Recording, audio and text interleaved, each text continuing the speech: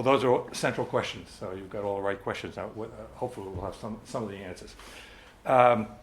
Just taking note of what I think we did not get, although I alluded to it, I talked about it, we didn't get to in the text last time on page 237, the hollow of the jug, metaphorically, that calls forth the what we would normally think of as the jug, the walls or the surface of the jug and so forth. I don't think we really need to go over it, but it's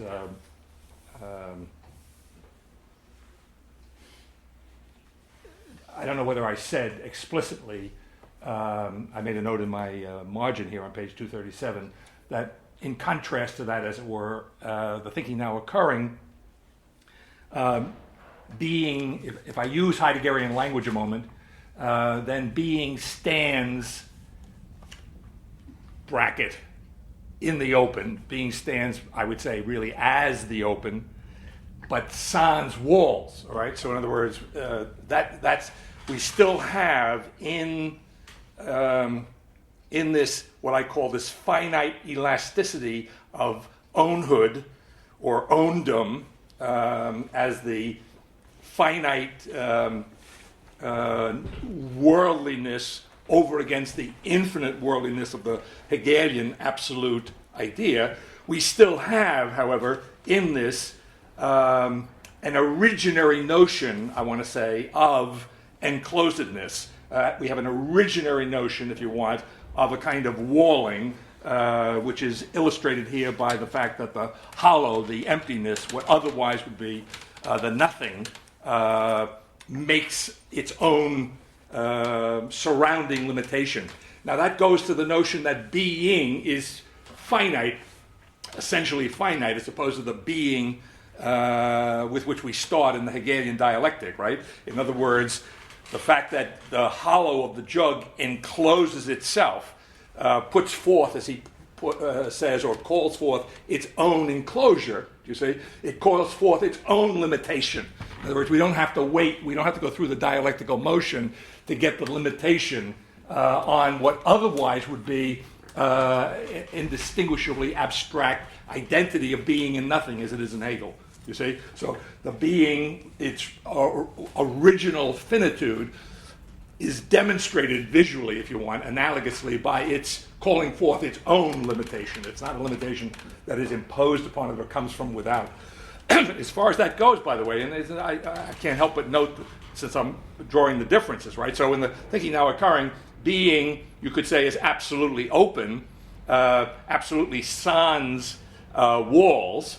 That would be the difference. But on the other hand, the positive thing I like about what's going on there in the image of the jug, where the hollow calls forth its own limitation, right? That corresponds, if you're paying close attention in the morality seminar, to the logical developments there, the notion of, over against the ethics index, that in the thinking now occurring, there is a kind of unification or marriage or identification of quality and quantity. This goes back to Foundation. In Foundation, quality is identical with quantum, or vice versa.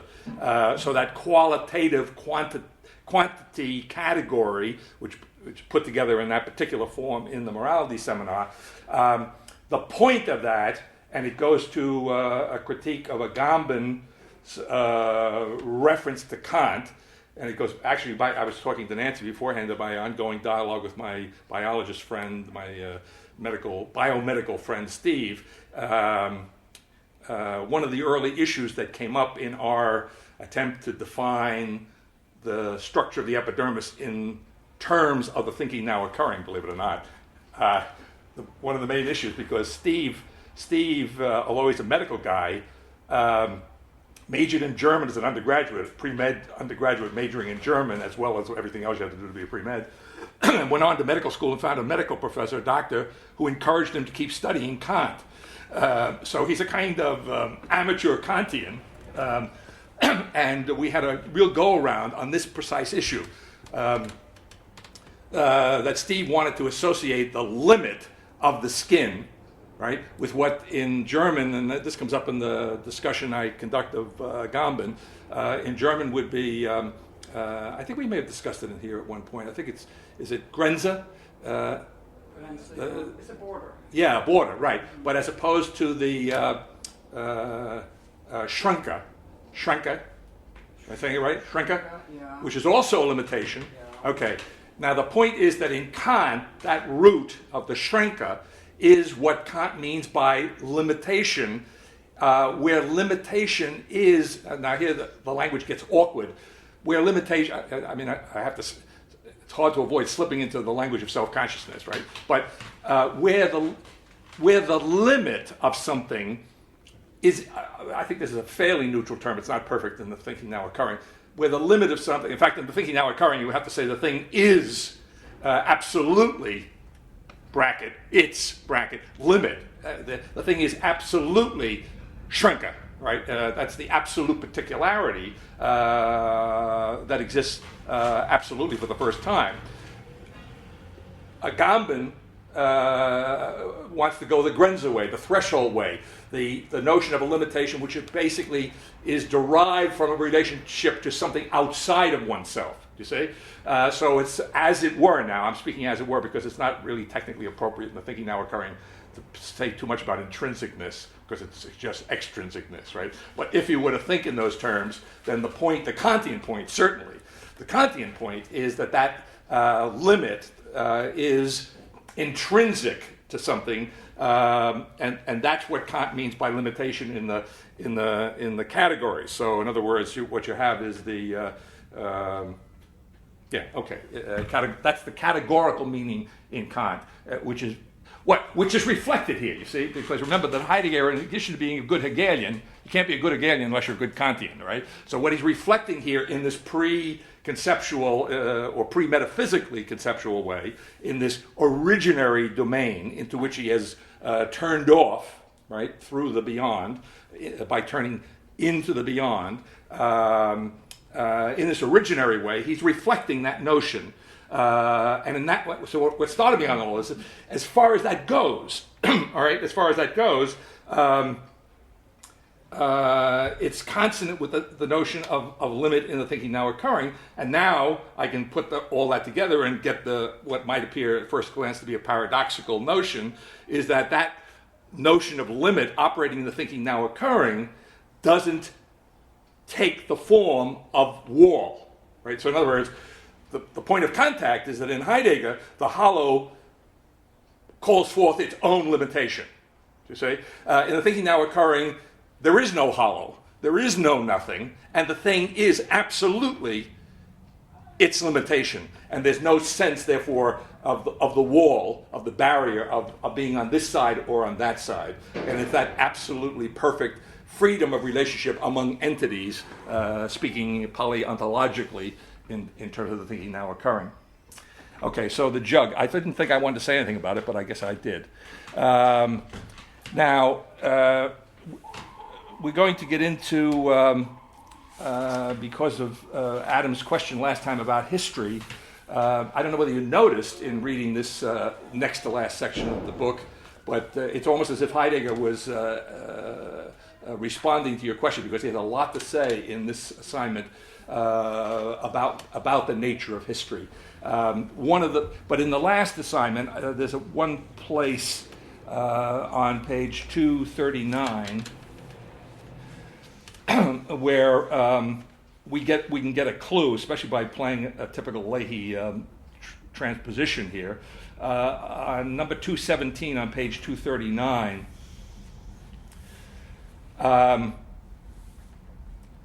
speaking of the essential sway of truth, about which I'm going to say more. I have a handout I want to give you on this point. Maybe I'll wrap these things together. But on the historical question, he opens 217 by saying, what belongs most intrinsically to this essential sway is that it is historical. And so just repositioning the words a little bit to make the point, the essential sway of truth is intrinsically historical. And then what I want to do even more violently, right, is to say that somehow or other, in answer to the question, now there are many answers there are many facets to this answer, right? So this is not the absolute only way of looking at this, but that the essential sway of truth, or history is intrinsically the essential sway of truth. That's what I get, right? So the essential sway of truth, or another way, a more simple way of putting it, is that the truth of being is what is essentially history for Heidegger. All right. By the way, just in parenthesis, in the thinking now occurring, it would be that the truth of being is not essentially history. It is absolute. For the first time, it is absolutely what history is. Okay. But going back again to the provocative question, which Heidegger in effect is answering in many different ways in today's reading, happily, coincidentally perhaps, or not. So the truth of being is the essence of history in Heidegger, and that truth of being is the truth. Now I have to slow my language down a little bit here, my pronunciation. It's the truth of being, all right? It's the truth of this, now we can almost take for granted, not always, but almost always, the truth of being qua necessitous, finite, unique, once and for all, so to speak. A once-time thing is what being is. You know? Now, all of that stuff can be unpacked, right, too. But without unpacking, just putting it together a moment, that's something of what history is. In other words, what history is in Heidegger is this truth of being, all right? But truth of being finite, the uniqueness of being is, as I was saying last time in my immediate response to Adam, the truth of being finite is a uniqueness, do you see, which is not absolutely, for want of a better term, momentous, but it is relatively momentous. That is, the uniqueness takes, as he says much earlier in the text, history in this context is something, historicity is something which changes from time to time, all right? In other words, so the momentous nature of history is there in Heidegger. By the way, he takes it over in effect from our friend Kierkegaard, undermines the Kierkegaardian moment, you see, makes it in that, I can't say he makes it rational, but he makes it originarily rational. He understands that moment not simply in the purely negative, absurd base stance of Kierkegaard over against absolute reason, but he, undermining both Kierkegaard and absolute reason simultaneously, all right, understands the momentous nature of being, do you see, as again, I can't say literally a series, do you see, but as it were, undermining the notion of series, as changing moments, as moments that happen as a function that are constituted by the fundamental fact that being is unique, but being, not being absolute, infinite, Hegelian being, its uniqueness to Heidegger means that it is the constitution of unique moments of history. All right, of which, let's say, the first big unique moment would be the first beginning, the history of philosophy, the history of metaphysics. You see, and now we're in a particularly decisive historical moment in the crossing which is crossing to what, in some sense, you see, maybe the historical moment of historical moments. Now that gets complicated because, you see, I've already slipped into, this is the problem, I've already slipped into a kind of linear analysis, and Heidegger is fighting himself and our tendency to think linearly by saying today, in effect, I think in the text clearly, that being is unique. All right, but so what I'm saying is that uniqueness follows through to the various momentous the various moments in it that manifest, as it were, that are shaped by that uniqueness of being. The uniqueness of being. See, I go back to Hegel. It's a good touchstone, like Aristotle is the history of philosophy. The history of modern thought. Hegel is that. Hegel, I point out on that other handout that I handed out the last time, the diptych there. About four type lines down. Nothing for Hegel is nothing outside of being. But being means nothing in Heidegger. All right. So I was thinking a good way of understanding this. If you have any sense of Derrida, you can work backwards because Derrida really derives, as all these guys do now, right? Badiou and so forth. They derive from Heidegger. And if you think the most classic, give me a two-word, one word for no, I guess it's a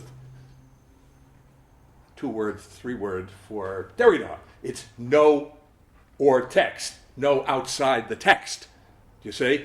So the root of that application by Derrida to his attack on the metaphysics of Hegel, the root of it in Heidegger is that there is no outside the world. You see? There is no outside Dasein. Right? That's the root in Heidegger.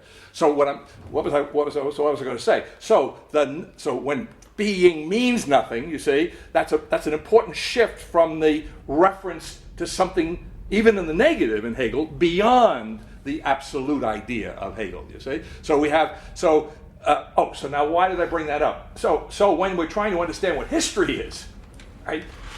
When we're trying to backtrack on the trap of falling into, even in Heidegger's ecstatic temporality structure, falling into any kind of linear progression, do you see? Then what we need to understand is that it's precisely because there's no notion of an outside, even in the Hegelian negative way, no notion of an outside the world, right?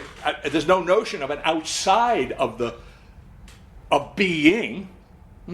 You see? Okay. So therefore, I guess what I'm saying implicitly here, that's why there cannot be any linearity. There's a right. In other words, there is and so what in a certain sense appears to be the amorphousness of the text. Okay. A kind of shapelessness of the text is really is meant to convey something positive about our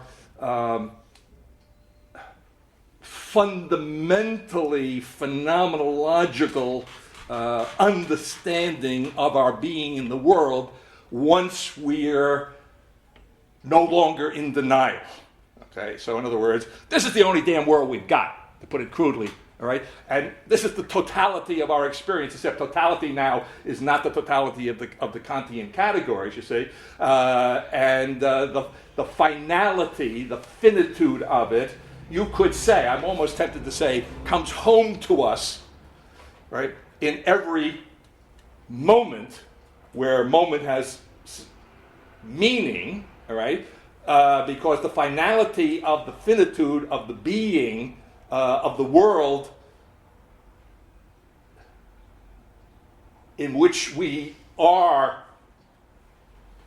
constitutionally, out of which we cannot even legitimately conceive ourselves being, you see, even in the negative of Hegel, right? That the actual authentic experience when we're thinking inceptually, all right, thinking originarily, not distancing ourselves, you see, in a subject-object relationship with our experience. In that moment, it comes home to us as the absolute decisiveness of our being here or being there. You see, and that's what history is. That's what history is, right? So I want to say, analogously to Kant in effect defines, how does he put it? Yeah, Kant defines the moment. Now I can't remember his exact language, but I've referred to it somewhere on one of these tapes, and it's in Kant, in the Critique of Pure Reason. But basically, Kant defines the moment. I think he calls it something like the cause of our experience. Right? Because he's still thinking in terms of causality. I mean, it's fundamental to his categories. And the thinking now occurring takes over, in a certain sense, causelessly now, right? As we pointed out last time, and I'll reinforce when I give you this other handout, without any reference to cause, beyond cause, if I use the language that I developed in the last class. Thinking now occurring beyond cause. Nevertheless, omnipotence affects the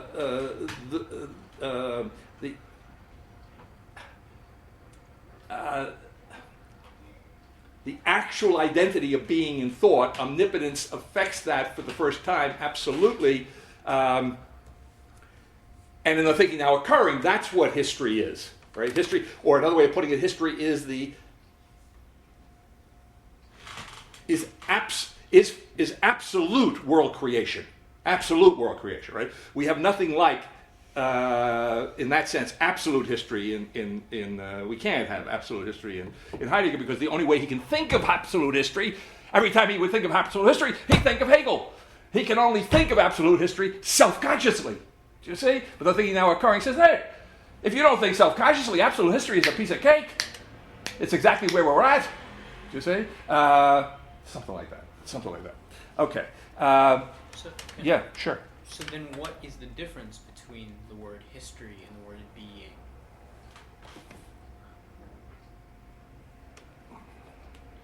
Well, it's interesting you say the difference between, because when you say that, I think, and this is a little perverse, but I think it's right on. It's like in Heideggerian context, asking what's the difference between truth and being. And the point is, it's not the difference between them, it's their belonging together. So the history of being, this goes to your question, you see. If you can feel this, the history of being is the being of history. Right? Because of the counter resonance of being in history, or of being in truth. You see? And in that sense, the truth of being is the history of being. Right? I mean, you could make, I suppose, other distinctions depending on the context, but that's the fundamental. See, the truth of being is history. Right? But the truth of being is the being of truth, and it's the being of history. In other words, history's coming across always in an as finitude, not as some, certainly not as scholarly discipline, right? Not as history, right? But not as the Hegelian history, even, right? Not the Hegelian understanding of history. It's the being of history is the history of being, and it's totally wrapped up in itself. If you pardon me for saying so, totally wrapped. When I say totally wrapped up in itself, no outside world, no outside being. This finitude is original. Okay, all right. You get the point now.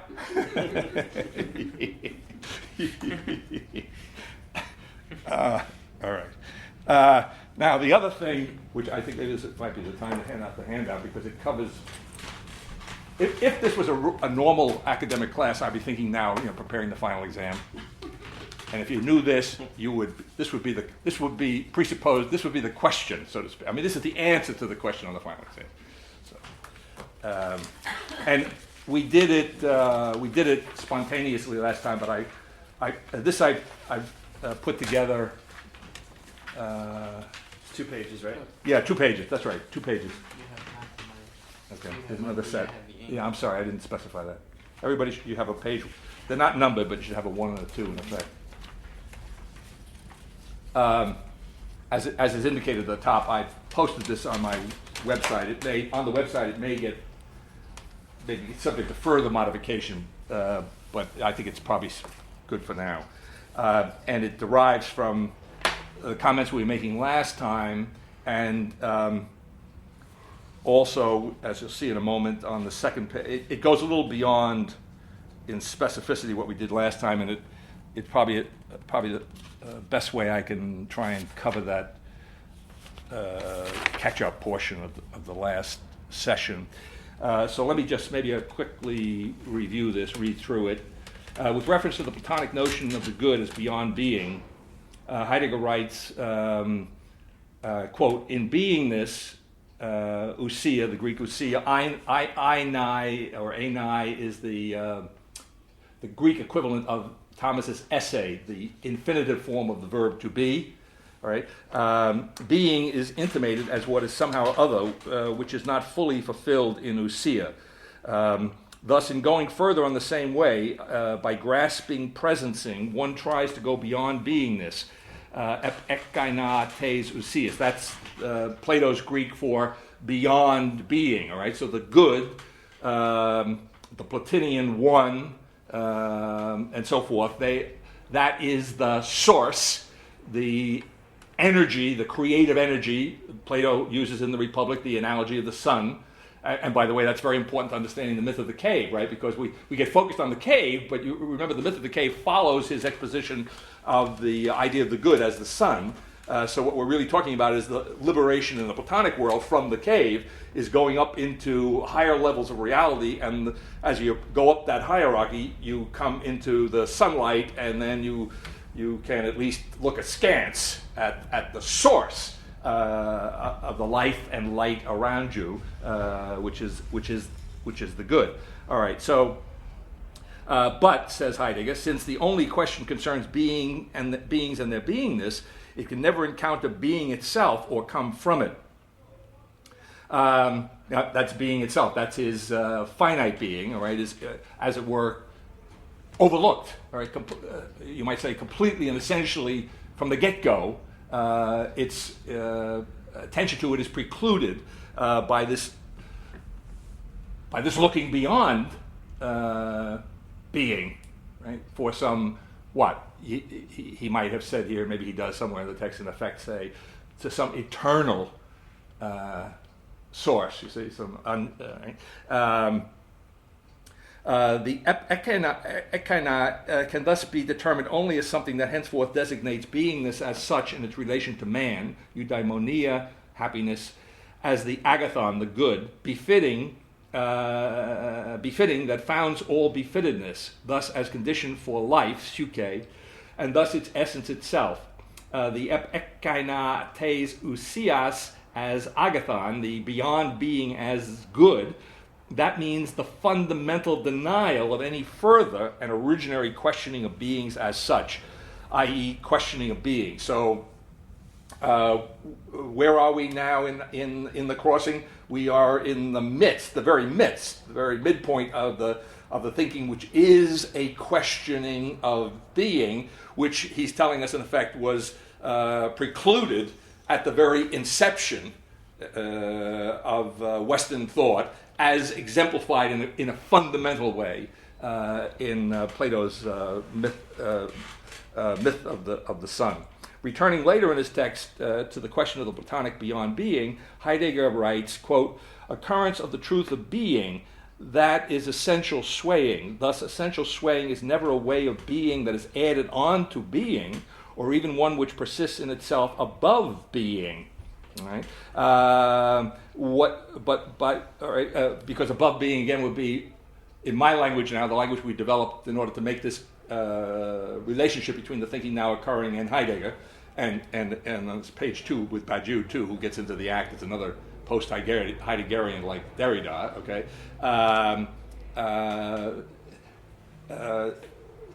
What Heidegger doesn't want to go is he doesn't want to go beyond being. You see, he wants to be, as I've phrased it here in the title. Heidegger's the second guy there. He's the hither the good, right? He's the thinking now occurring is beyond the good. Heidegger is hither the good, and the parenthetical guy, poor Badiou, he's only got a parenthetical notice here, but important notice. Well, he doesn't want to do either, so he's hither beyond the good. Okay, so he's, as it were. Of course, being closer is no cigar. You see, this is. The thinking now occurring is precisely that thinking in which, isn't that the phrase? What is it? Close but no cigar? Okay. If you're close to the thinking now occurring, no cigar. Okay. Close doesn't count. Okay. But if close counted, okay, in a sense, Badiou is closer. Okay. Because he's not hither the good, he's hither beyond the good. So implicitly, you see, if it could make any sense to Badiou, which it can't, he would, as it were, be closer. All right, so there can't be any above being, to come back to Heidegger's text here in the middle of that paragraph.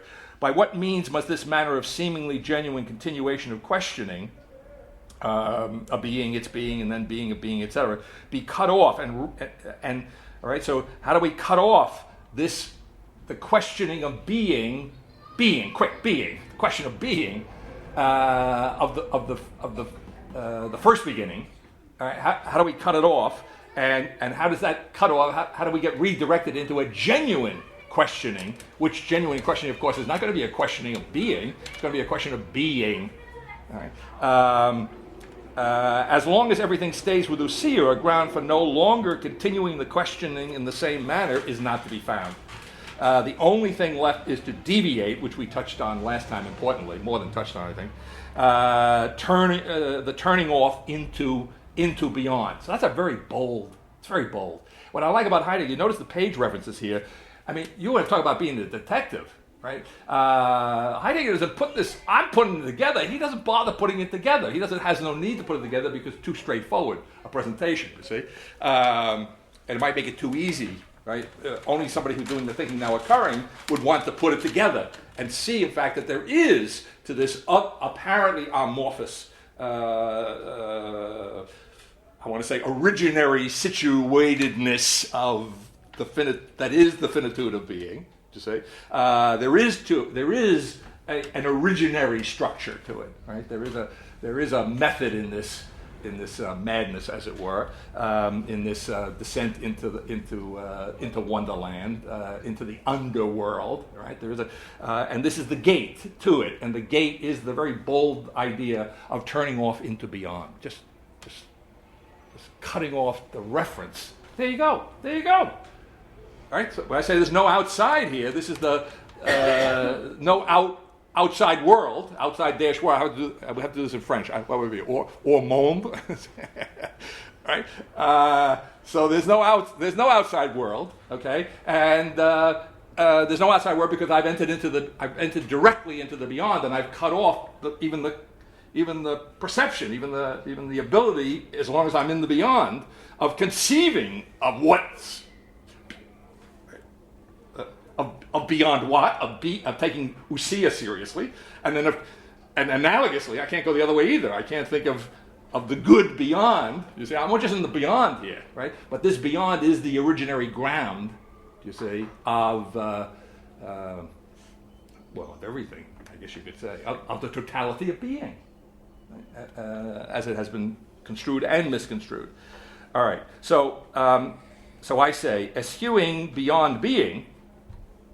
That is Plato, and Plato here being the shorthand for the whole history of philosophy in the first beginning. Eschewing beyond being, but refusing to stay with being, Heidegger is forced to turn off into beyond. He articulates the logical import of this deviation into beyond in the context of his understanding of the Da as follows, quote, in the other and future meaning of being, in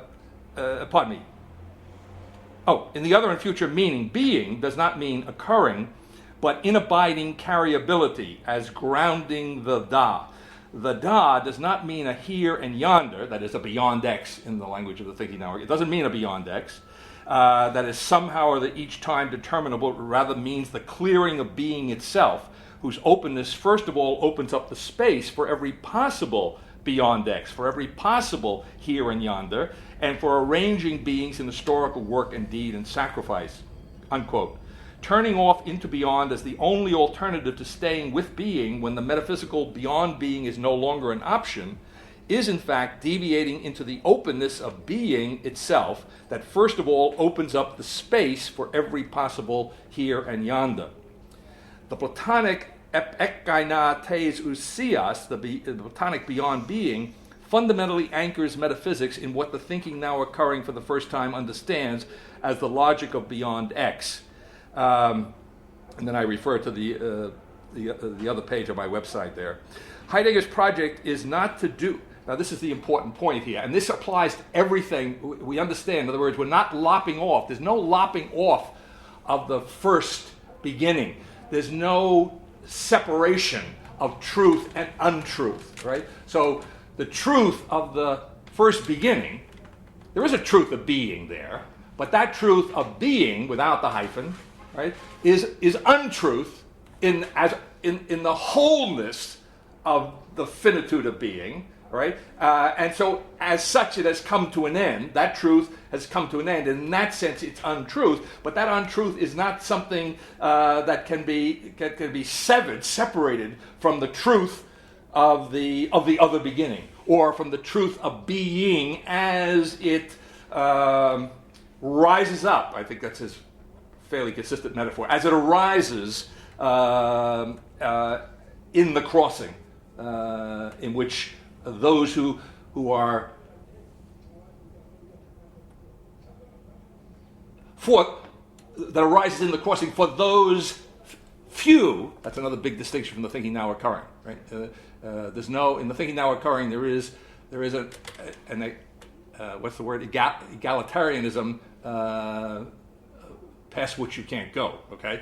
So, again, another thing he retains here in an originary way. He retains the hierarchical structure, not only of Plato, but the hierarchical structure of a Hegelian universe.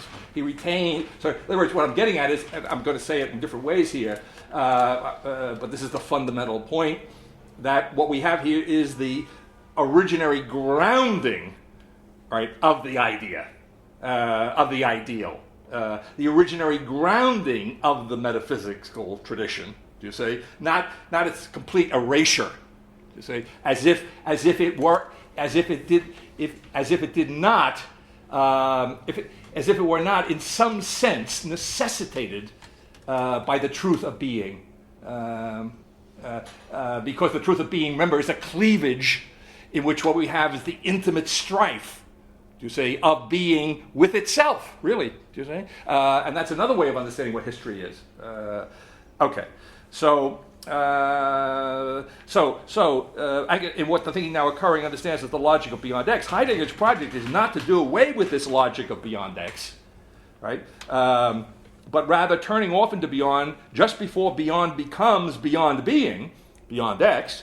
His project is to originarily ground every possible beyond X, every possible here and yonder, as he said above in the text quoted, to retrieve the truth of being in the Heideggerian sense, right? To go back, in other words, to the beginning, where the beginning means for Heidegger that originary potentiality of being that was immediately, as it were, forgotten or overlooked or buried over, you see, to retrieve the truth of being just this side hither the inception of the truth of being in the metaphysical sense.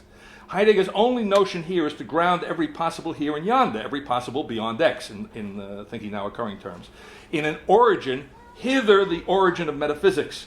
So what do I mean by the origin of metaphysics? I mean the good, right? Or another way, you could play around with this because these are different facets of the same thing that we're talking about here. The origin of metaphysics, you know, in some kind of linear historical sense. What metaphysics understood as its origin, right? What metaphysics understood as the origin of the world, right? The good, the one, what becomes in Hegel, of course, the absolute idea. I mean, we got to give Hegel credit there because he is the absolute Neoplatonist, okay? But nevertheless, it starts, as Heidegger insists over and over again, it starts here at the beginning, so to speak, of the first. It starts with the first beginning, or the beginning of the first beginning, however you want to put it. So what he wants to do, I say, is to ground it in an origin, hither the origin of metaphysics, in the being of the origin before the origin of being. Right? His thinking is, in effect, the originary grounding of origin. Right? So here's the point in terms of the thinking now occurring. What Heidegger is not, his project is not to be, as the thinking now occurring is, beyond origin. You say he doesn't want to be beyond origin, because if he was beyond origin, he would be existing absolutely now for the first time. So if you're not existing absolutely now for the first time, then you ain't beyond origin. Okay, you may be hither the origin, or you may be, if you're a bad Jew, hither beyond the origin, but you ain't beyond the origin. You ain't beyond the good, as you are in the thinking now occurring. Right? Since the Platonic, Neoplatonic, I'm doing a Heidegger here. I'm going to wrap Plato and Plotinus together. The beyond being is the good, agathon, the one, hen, the source, pege. Some it could be translated as the fount too, you see. The cause, that's important in terms of the reference I made last time to the footnote in the third paper of the morality seminar. All right, so omnipotence creates in the thinking now occurring, but does not create as a cause, as an origin. So the complete break of omnipotence of the creature and the creator, which is the effect of the creation that omnipotence is or does. That complete break. Another way of putting it is, I mean, you see, it's perfectly logical. If there is, as the thinking now occurring says, such a complete break between omnipotence and the creation, there's no possibility of a concept of cause here. I mean, whatever you want to say about that relationship, see, I want to say, well, can you say anything positive about it? Yeah, it's called absolute freedom. All right, it's called the creation of absolute independence. Right, Kierkegaard is on the track, right, but he's still a modern, self-conscious anti-Hegelian, and so omnipotence is in the continuous process of withdrawing from the creature, in a continuous process of making the creature independent. In Kierkegaard, you say, there's no continuing process. It's done once and for all. Right? The creature is absolutely independent of the thinking now occurring, absolutely free. So there is a positive way of stating a relationship that cannot be, now you'll pardon me using this expression, reified. You see? But causality, the idea, the good, all of these are reifications of omnipotence.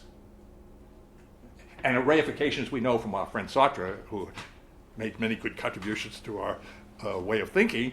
A reification is a restriction, it's a limitation, it's the antithesis of freedom.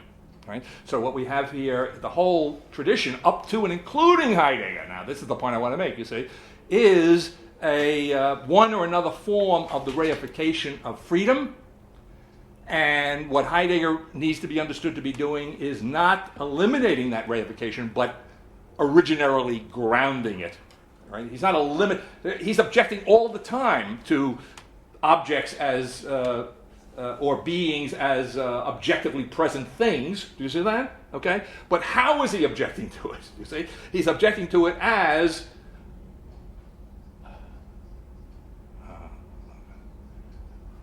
he uses an expression somewhere in today's. And in fact, I'm going to quote from that area on the second page. I don't think I quote the particular expression on the second page, but when he's talking about correctness, adequation, he's talked about this earlier on in the text.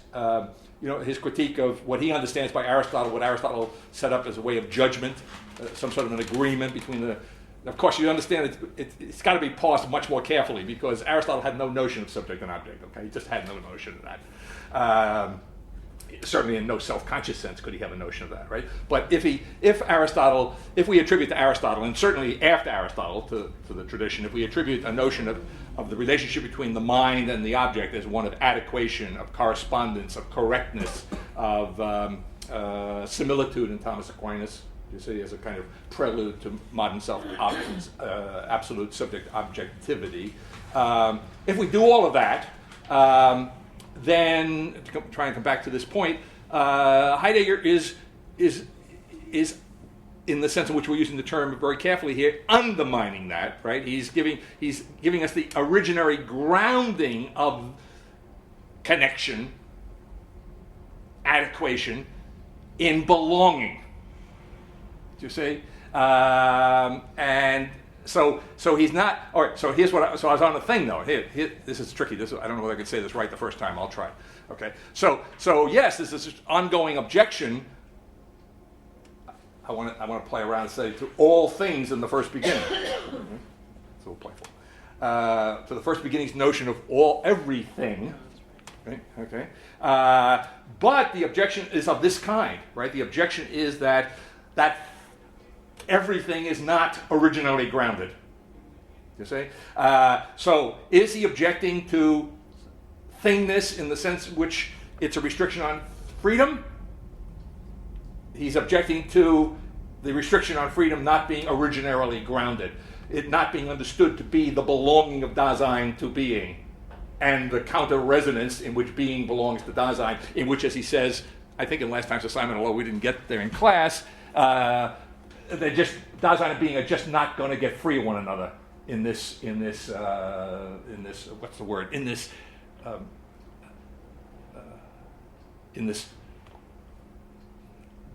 I know the root word, but there's just a way of putting it in this being bound to one another, right? They're in a bind. That's it. That's what I'm looking for in English.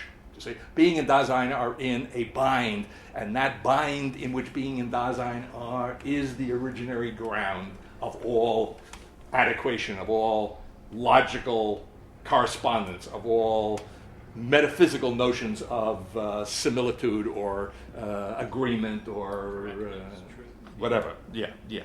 Okay.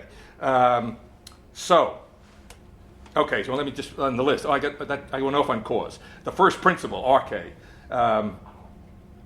See, that's why I think one of the first things I ever say when I teach a philosophy class, and I said it the first time we ever got together here. In philosophy, everything depends on the context.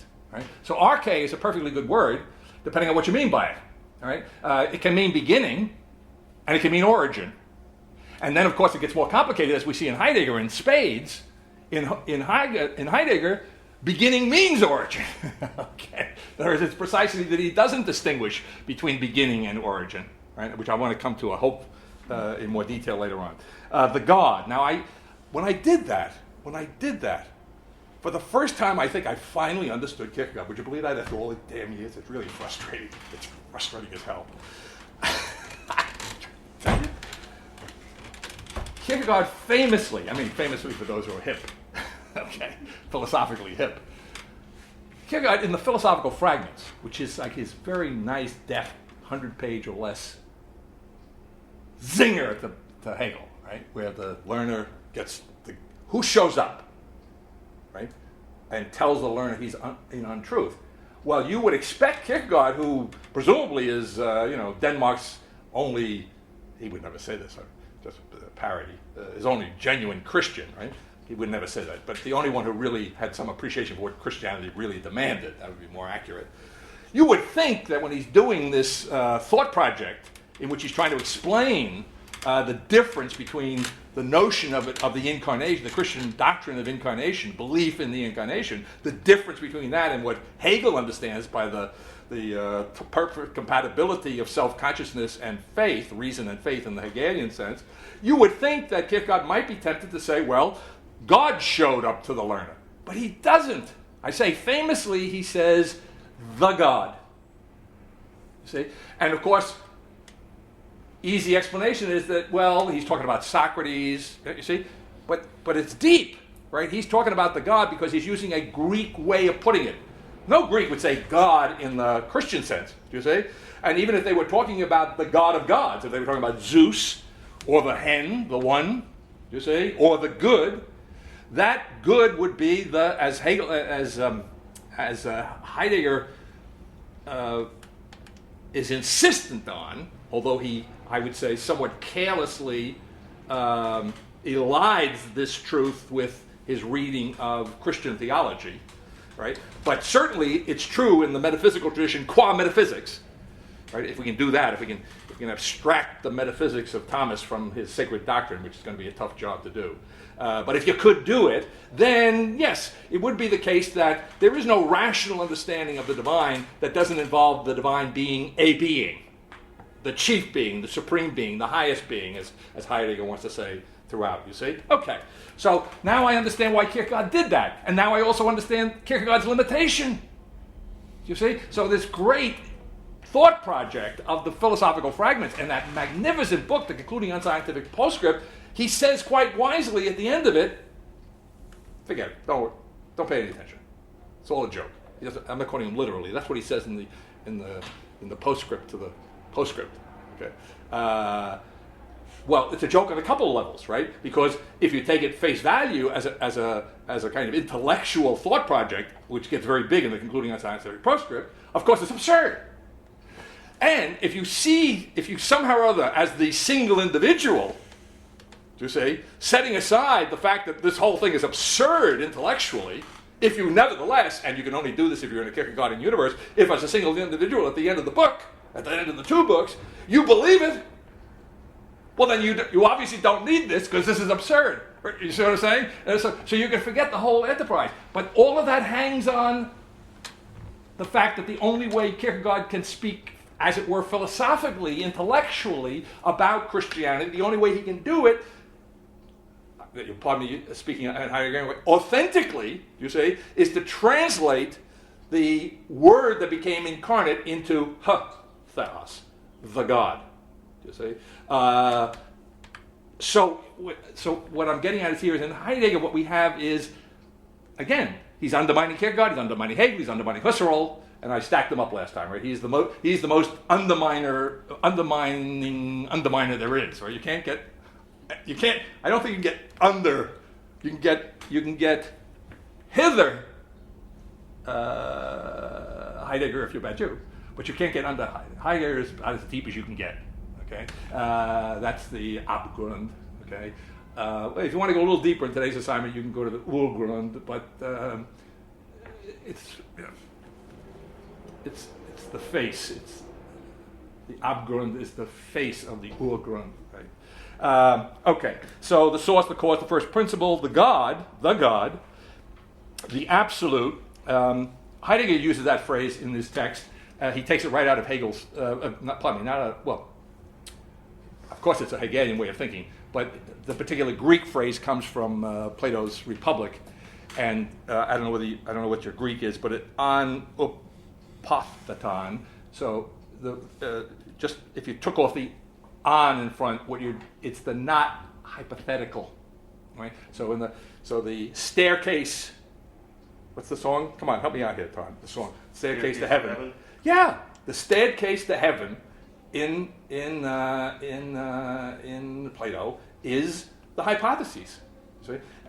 Heaven is when you get beyond the hypothesis, when you get to the good. That's heaven. Do you see? So the staircase to heaven is hypothetical. When I get above the staircase, after I climb the stairs, says Plato, then I can dispense with them. I don't need it anymore because now I have that which is not hypothetical, right? I've got the goal, the end, right? And see, Aristotle runs with that. The unmoved mover is that for the sake of which the whole universe moves. He pedestrianizes. He profanes it. He profanes the sacred insight of Plato, right? He turns it into a kind of physics.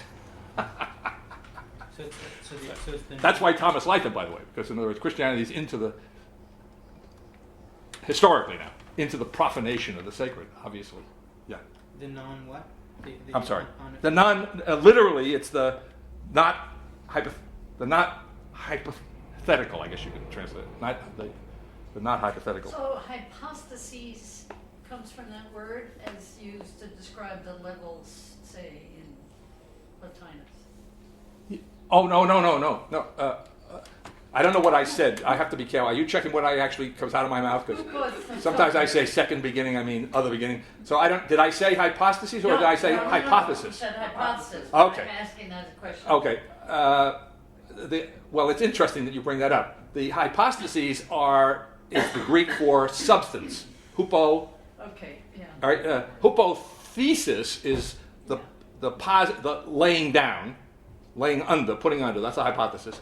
And the hypothistemi is the hypostasis, the standing under, the substance in Latin. Okay, but it's an interesting idea that the substances, the hierarchy of substances, is the substantialization. See, that's the influence of Aristotle. Yeah. To say it's the substantiation of the hypothetical ladder. Stairway to Heaven. I like that. There's something with that. Can we make a movie of that? Now, we have a title for the movie of The Thinking Now Occurring. Stairway to Heaven. Or no, it can't be.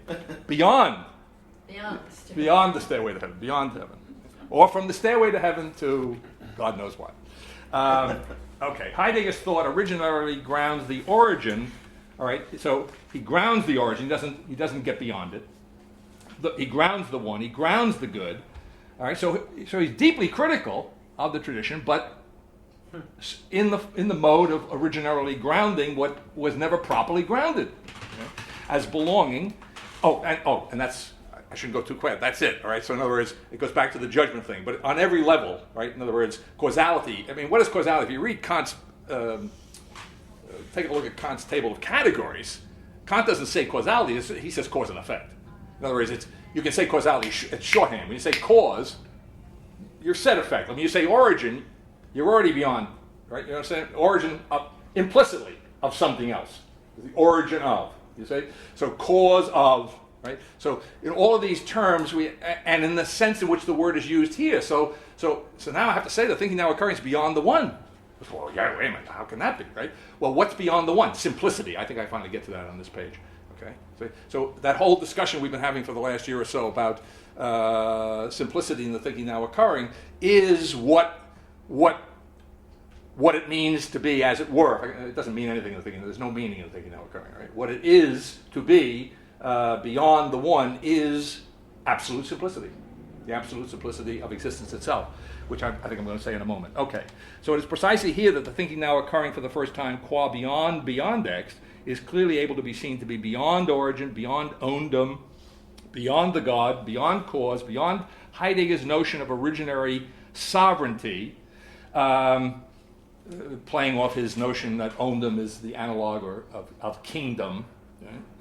And that, by the way, goes back, I put that in here because it reverts back to the morality seminar where the third paper is entitled, I think it's the third paper. No, the first paper is entitled Beyond, the Critique of Agamben, Beyond Politics. So politics is another one of these beyond X-type concepts implicitly, intrinsically, you say, the thinking now occurring. And sovereignty, there's a more detailed logical analysis of what's going on with sovereignty in the Agamben papers, but it's effectively the equivalent in the context of politics. So sovereignty is again a relational idea. In other words, the way I do it in the Agamben papers is I speak of it as sovereignty is that class, speaking logically, that class to which only one can belong. Sovereign, it's the class of, it's the super class. That's the way I phrase it, right? And how many members are there of the super class? Well, there can't be two, because then they're equal. You see? So the superclass is profoundly exclusive, and if you want to get the absolute, at every level, deep, the absolute expression of sovereignty, it's Hegel. Absolute idea of Hegel is absolute sovereignty. That's what's going on there. There's nothing outside of it. In that sense, it's all alone, and that aloneness creeps back down here on an originary plane, right? Because that individuation of Dasein that comes up in today's assignment again, that individuation, right away in the same line, he says aloneness and uniqueness. So yeah, uniqueness is good in the thinking now occurring. No problem. Individuation, depending on how you parse the language, particularity certainly, right? It's great, right? Aloneness? That's a beyond X kind of concept in the negative, do you see? Being okay, so again, this is an originary grounding of sovereignty. It is not beyond sovereignty. Thinking for the first time, actually, all right. But what is thinking for the first time? Actuality, absolutely now. That's the thinking now occurring, and that is what Heidegger, as immeasurably deep as his thinking is, that's what he is not doing. Beyond being, beyond the good, and not the good, beyond the God, beyond the one, thought essentially the act of world creating, the absolute simplicity of existence for the first time. In this connection, it is noted that Badiou is not beyond the one, but thither the death of God. Beyond, it almost sounds like a joke, but it actually works. It's just the way it is. I didn't do it; they did it. And they didn't. I don't think they did it deliberately, if you know what I mean. They certainly didn't set it up this way. But thither the death of God, beyond Heidegger, yes, hither beyond the one. All right. So beyond Heidegger, as it were, if there is a between Heidegger and the thinking now occurring, if there could be such a between, then Badiou occupies it. Hither beyond the one, and I gives some textual evidence for this accusation in that event and being an event. The truth of the situation, not the absolute commencement of another. So he too, you see, has an imminent, all right, in Badiou's meta-ontological use of set theory, he has the notion that the truth is imminent to the situation. There, again, in his own way, a reflection of the kind of imminence of the imminence of the truth of being to being. Right? So being in Heidegger would be a kind of an anticipation of the. Now there are modifications on this, which you'll see in the bottom half of the page. All right, but as far as there is indebtedness to Heidegger, right? This is one of the places. Badiou parts company with Heidegger, as we'll see in a moment. Given over to the Platonism of the multiple, Badiou, being in truth sans the one, right? So he's, as I think I put it last time, he is lopped off from that hierarchy of the Platonic image of the good beyond being in truth. He's just lopped off the one, the good, the X beyond being in truth. Now, once he lops them off, all right, now remember, that's Badiou has lopped them off. Heidegger has not been so violent. Heidegger's more gentle. Heidegger has, instead of lopping off the one, he's just kind of put it out of sight. He's put it out of play. He's epoched it. He's epochated. He's out Husserl on this one. You see? He's completely put it out of sight by entering into the beyond. Right? So he's totally eclipsed. I speak in Novitas Mundi of an eclipse of God in Husserl. Right? It wasn't enough for Heidegger, right? It wasn't deep enough. It was still an abstract, tentative, provisional bracketing, right? But entering into the beyond is the most profound epoche. Just saying, the most profound putting out of play, certainly what Husserl more modestly was attempting to put out of play, the metaphysically substantial world, just say in favor of the phenomenological world. Right? Actually playing off, it's very interesting, playing off something I think I pointed out to you when we were talking about Kant one day in here. When you actually, we speak of Kant always drawing the distinction between appearance and substance. But when you look at Kant's, and so that's a kind of shorthand that is, I think, just developed in our normal philosophical parlance. But when you look at the text of Kant, where precision, if you're going to write a text like this as a model, you got to be very precise. So in the actual text, he doesn't say appearance and substance. He says phenomenal substance and noumenal substance. That's the distinction he makes, right? So there is a kind of phenomenal substance, but in Husserl it's still being distinguished from a, can't say a noumenal substance,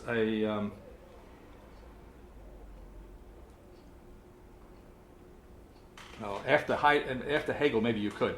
But let's put it this way. Let me put it positively. As we've already said earlier on in the early part of this text, when we read, I think, or maybe it's in Being and Time, somewhere earlier on in our reading of Heidegger, he makes it very clear. He actually speaks in the context of this, maybe when he's speaking of the, how does he phrase it, of what he now calls here the inceptual thinking. But I think this may go back to Being in Time, where he's distinguishing between the existential and the existential structures and the coherence and that whole issue there. And when you're thinking of the world in the context of Being in Time, which is a kind of as it turns out, a kind of preliminary to this, you see, a kind of narrowed, a more restricted investigation of this, of being, of the truth of being, right? In that context, he actually speaks of the beings toward whom Dasein is, or in relation to whom Dasein is in being in the world. He does speak of them in their phenomenality as substantial. I don't know whether you remember that, but we could check it. We can't do it now. I can't find it. But in other words, again, another way of putting this is, or another angle on this is that yes, we're going into this, what I'm now calling this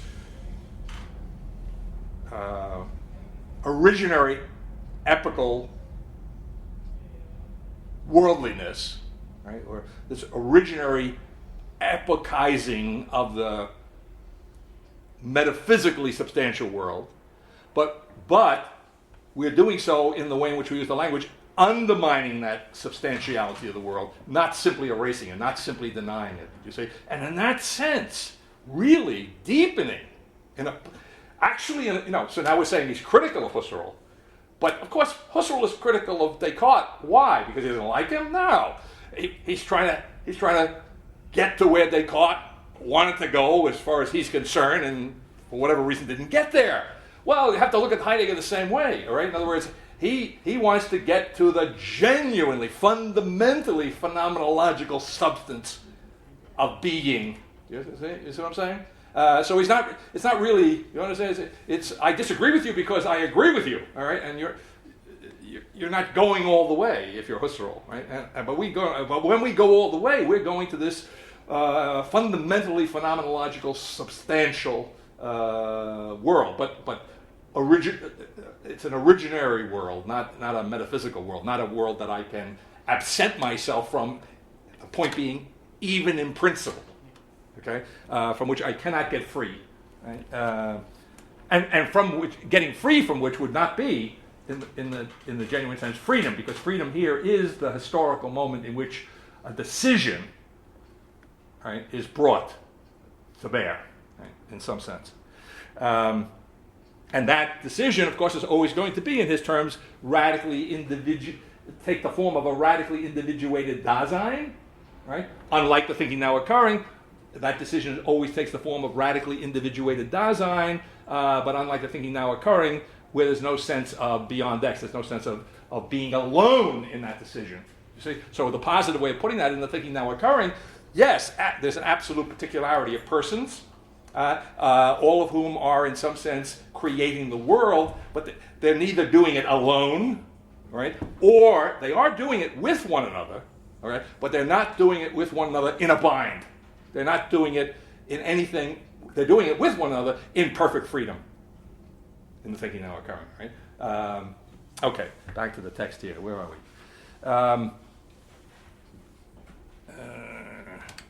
Being in truth sounds the one beyond the belonging together of being.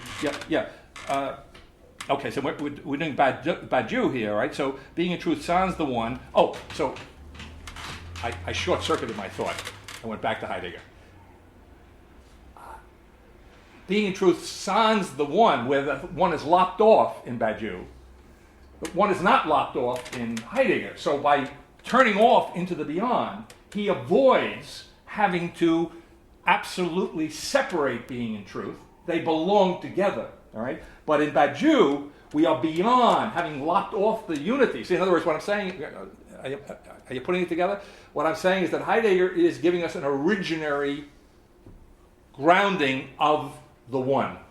He's giving us an originary grounding of the good. He's giving us so he's hither the good, he's not beyond it. He's this side of the good grounding it. This side of the one grounding it. So an originally grounded one takes the form of belonging. Truth and being are not one, but they belong. Okay? Now, if I lop off the one in Badiou, right, I'm no longer in the business of originally grounding the one. I'm getting rid of the one. I'm now a Platonist of the multiple, period. Do you see? And therefore, I have severed even the belonging relationship, the binding. See? Now I don't have a bind, right? Being and truth are not in a bind. And by the way, history and being are not in a bind in Badiou either. All right? Beyond the belonging together of being and truth, so he says, happily, Badiou, just to keep me from being a liar, the Heideggerian thesis of an originary co-belonging of being and truth must be abandoned, and he has abandoned it. I mean, it's not a project of his. I mean, he's doing it, but he means other people should follow his lead. Beyond belonging, not belonging, the indiscernible, not indiscernible, and then I quote, a subject. What is a subject in Badiou? A discerned realization of an indiscernible. The void, the proper name of being. All right. So, is there something after Heidegger? Yes. Is it deeper than Heidegger? No. I'm almost tempted to say, I haven't really thought this through, but it came into my head and I didn't have time to think about it, but I'll say it anyway and then we can always take it back sometime. There can't be anything deeper than Heidegger, right? So to the extent to which I'm willing to at least formally place Badiou a little closer to the thinking now occurring, is as if there can be, however, something more superficial in a constructive sense than Heidegger, and that Badiou is operating in a certain sense on that surface. I'm almost tempted to say he's kind of exploring the relationship between the walls of the jug and the hollow, you see, that calls it forth. All right. Before we go on, yeah, sure. the emphasis on originariness and grounding in Heidegger, Right. Relates to, the way I would put it is before the first beginning or something, before the first beginning splits us off into the history of metaphysics. In fact, in today's assignment, he speaks of, he must be prescient, he speaks of history, although, by the way, he qualifies it, which I thought was very interesting. And he's done this once before in the text, and we didn't do it in class, but I spoke about it in class, but we didn't look at the text. He speaks of history, and he couples the notion Western history.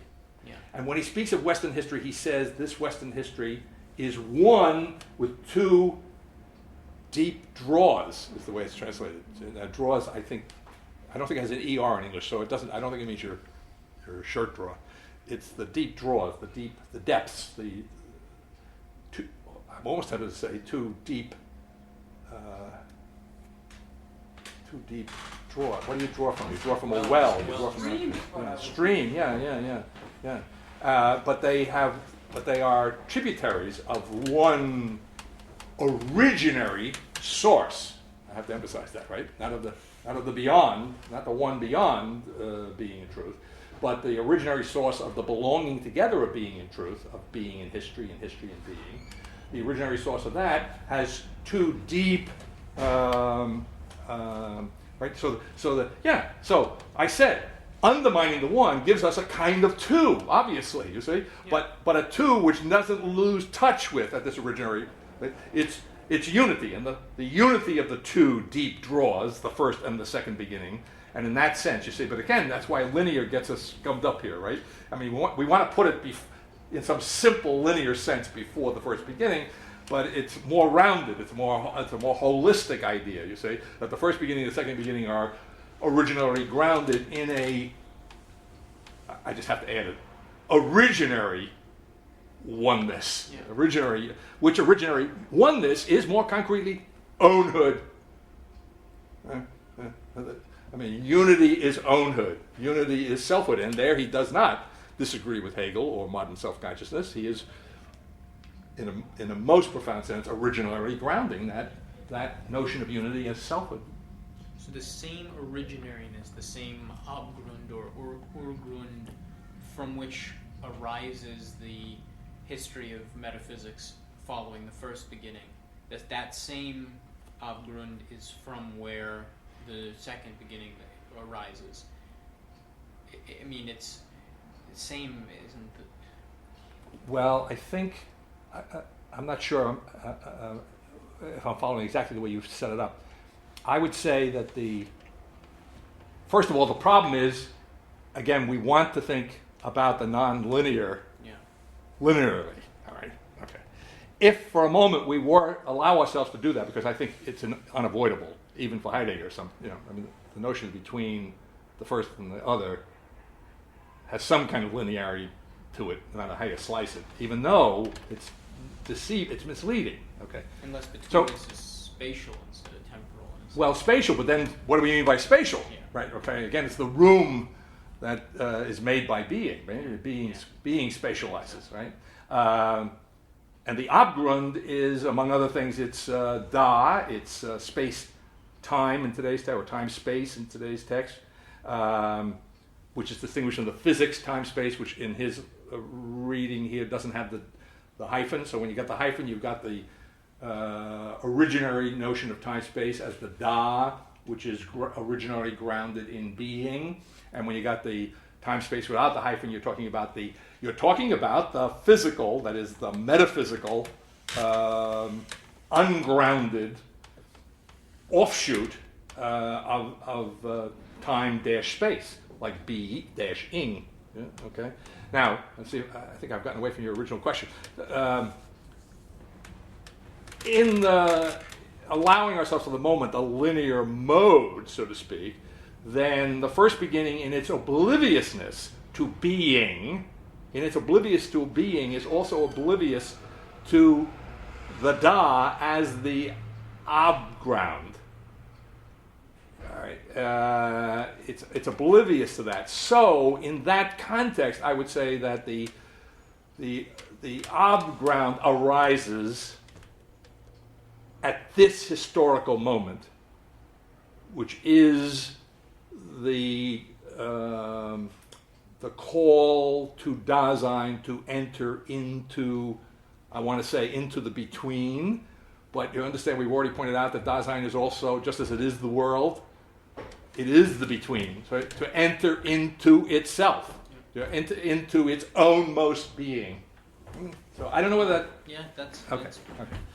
Okay. Okay, so let's see, the second half of the page. Concerning the first beginning, Heidegger writes, when idea is once set up as beingness of beings, and when it is grasped as koinon, that's the common, then it must again be thought from beings, as it were, the individual ones, be among these the most being, the antos an. I don't know, I guess in the most literal sense, I don't know if it makes sense in English, being in the way of being. I think probably a good translation of it is like really being, real being is the idea. It must be that, most being, the most being and actually a being. Now this overlays that discussion that we were having about his continual critique of what he calls, especially the Christian God, in the last section that we enter into today, right? We're going to be beyond all the gods, but most especially the Christian God, because the Christian God is the kind of the highest embodiment of the high God, the highest embodiment. Right? So he interprets what I would understand the thing now occurring as omnipotence, right? In an absolutely unreified way. He interprets that omnipotence as the medieval creator, as the supreme being, the supreme of the supremes, right? I don't know how I'm into this thing. But that's it, the most supreme, right? And so, and his objection earlier on in the text, and I think we did note it in class, his objection is that notion, that medieval notion of the creator God, has taken to itself what belongs to being. Right? It is being, and of course, he would understand in an uncritical way that Hegel just runs with that. Hegel absolutizes the Christian God as supreme being. And if the Christian God were simply the supreme being, then of course he would be doing that. But then of course Kierkegaard wouldn't have to be playing games by saying ha-theos. Well, Kierkegaard knows, in effect, you see, that the God who becomes incarnate is not the supreme being.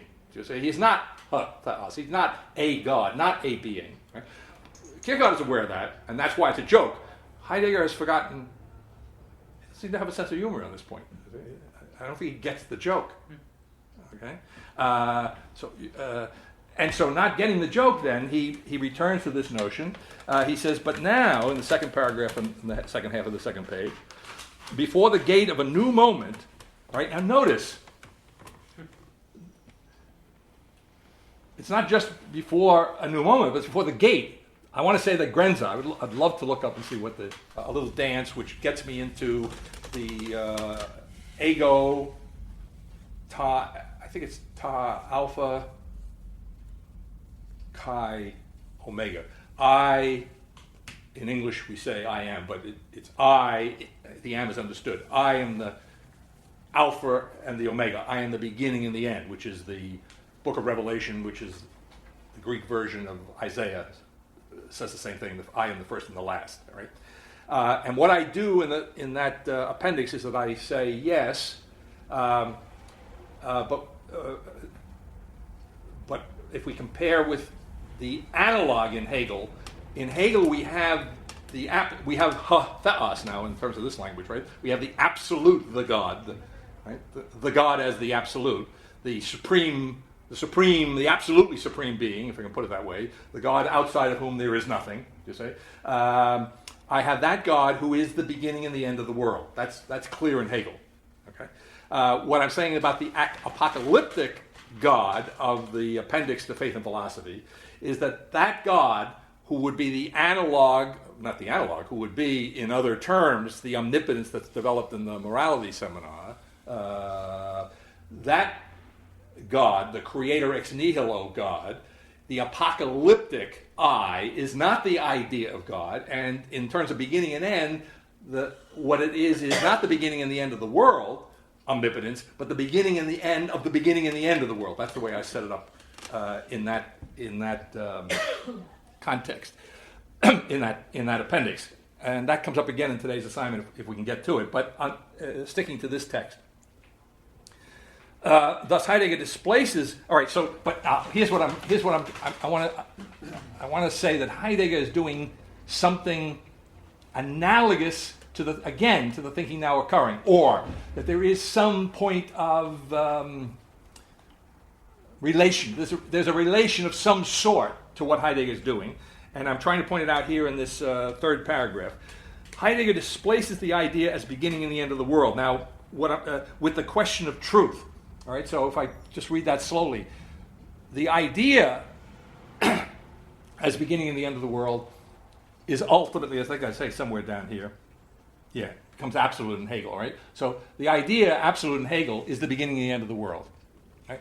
Heidegger displaces that idea as beginning and the end of the world. So you would naturally think that's, hey, we got the possibility here of doing something like what Leahy does. We're going to displace the idea as the beginning and the end of the world. Maybe we could have something like a beginning and the end of the beginning and the end of the world, or something like that, see?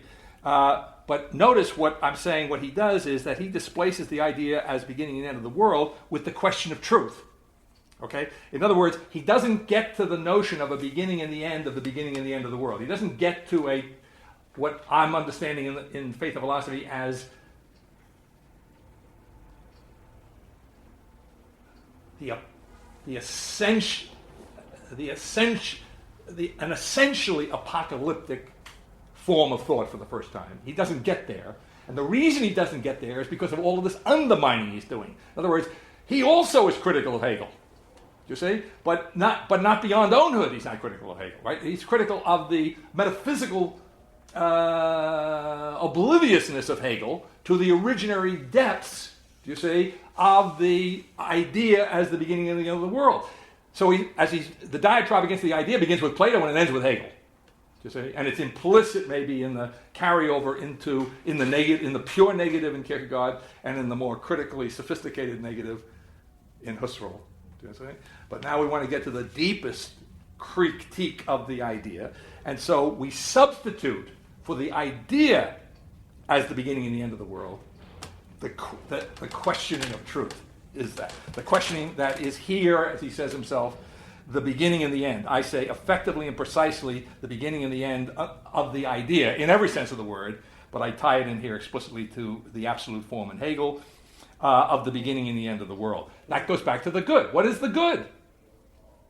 Do you see? Especially in Neoplatonism, if I wrap Plato and Aristotle together, the God, the chief God, the supreme being, the unmoved mover, the hen, you call it what you want, the cause of causes, is what? Is literally the beginning, the source, and the forsake of which, the end of the world, the beginning and the end of the world. That's what it is. And Heidegger that's not the issue, so to speak. Is that beginning and the end of the world the idea? Is it the reification of the question of truth?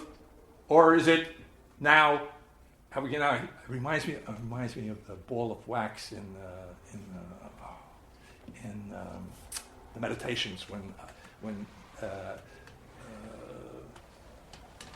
Descartes is meditating on substance and whether how does he know the wax? Does he know the wax by its shape, its smell, its color? Well, no, it's he just happened to put it down by the fireplace. It must have been dead of winter, right? And he was cold. And while he's thinking about this, the wax melts. And he says, well, it can't be. It doesn't look like it did before. It doesn't smell like it did before. It doesn't have the same consistency. It's not running all over the place. And yet I know it's the same substance, the identical substance, right? Now, what made me think of that? Because another way of understanding this, another metaphor, switch gears a little bit. What we're doing here is we're raising the temperature in Heidegger. We're raising the temperature underneath the, what's the word I want, the solidified, the coagulated, right, something like that, mass that is the metaphysical understanding of being. We're turning up the temperature and we're melting it down, right? We're fluidizing it, as it were, you see? And by the way, the guy who takes that to the absolute extreme, who gets that from Heidegger is my friend Altizer, right? It's all the dark night of the soup, okay? The absolute future, right? And that darkness comes up today in Heidegger, right? He talks about the Abgrund as the clarity of a darkness.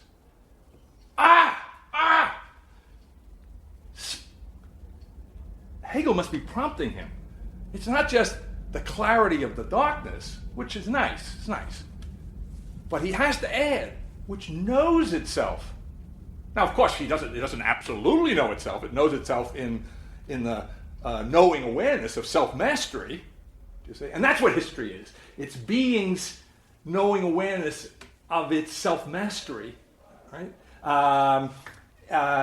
So this void, what I call the void that Badiou separates off, that void in Heidegger, which is the Abgrund, or the Abgrund, or the Abground, is a clear darkness, and that should remind you a little bit of Altizer, except that unlike Altizer, who has gone further, as I say, into unmitigated darkness, in Heidegger, it still has that Hegelian tonality of self-knowing, right? So it's a clarity, a sheer clarity of darkness that is self-knowing, and I forget what else he says. Maybe he says arises of itself or something. Maybe we'll get to it in the text. But the self-knowing part is the clue. It's that melting down of the absolute self-knowledge of the Hegelian brick. When you say he displaces the idea with the question of truth, you mean questioning per se, questioning. Oh yes. Well, yeah, because in the quote, the literal quote I take from actually he speaks of the question of truth. I don't put quotes around it, but yeah, question is the, as it were, the process of questioning. It's a never-ending openness to the truth of being. Yes, but not truth in the sense of truth as aletheia, not truth as some correspondence. Yeah, not truth as anything that pre-exists the questioning. Right. In fact, you could almost say that the questioning is the truth of being in some sense, and that's the sense in which it brings us up a little short in terms of our everyday expectations, to get to the point.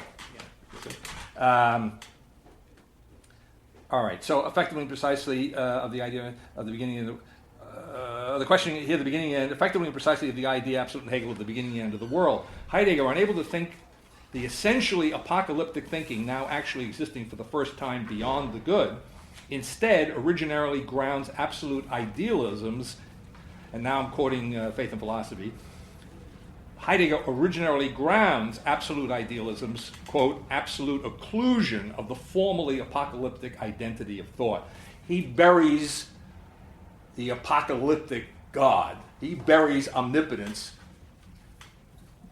Well, if there's nothing deeper than Heidegger in late modernity, whatever you want to call it, at the end of modernity, if there's nothing deeper than Heidegger, then in that nothing deeper than there is, than which there is, this sounds like Anselm, in that nothing deeper than which, but see how the mind helps you out? The mind, actually, that's it. This is that deeper than which nothing can be conceived. It is the finite, necessitous alternative to the idea of God in Anselm. And it's Anselm, as I pointed out to you, that he really ought to be complaining about, not Thomas. And not that he complains much about Thomas directly, because he probably knows better, right? But Anselm is the guy who gives us the ontological argument, and it's Anselm who literally uses I forget the Latin term. Supreme is not the term in Latin, ironically, even though it's a Latin word. It's summum.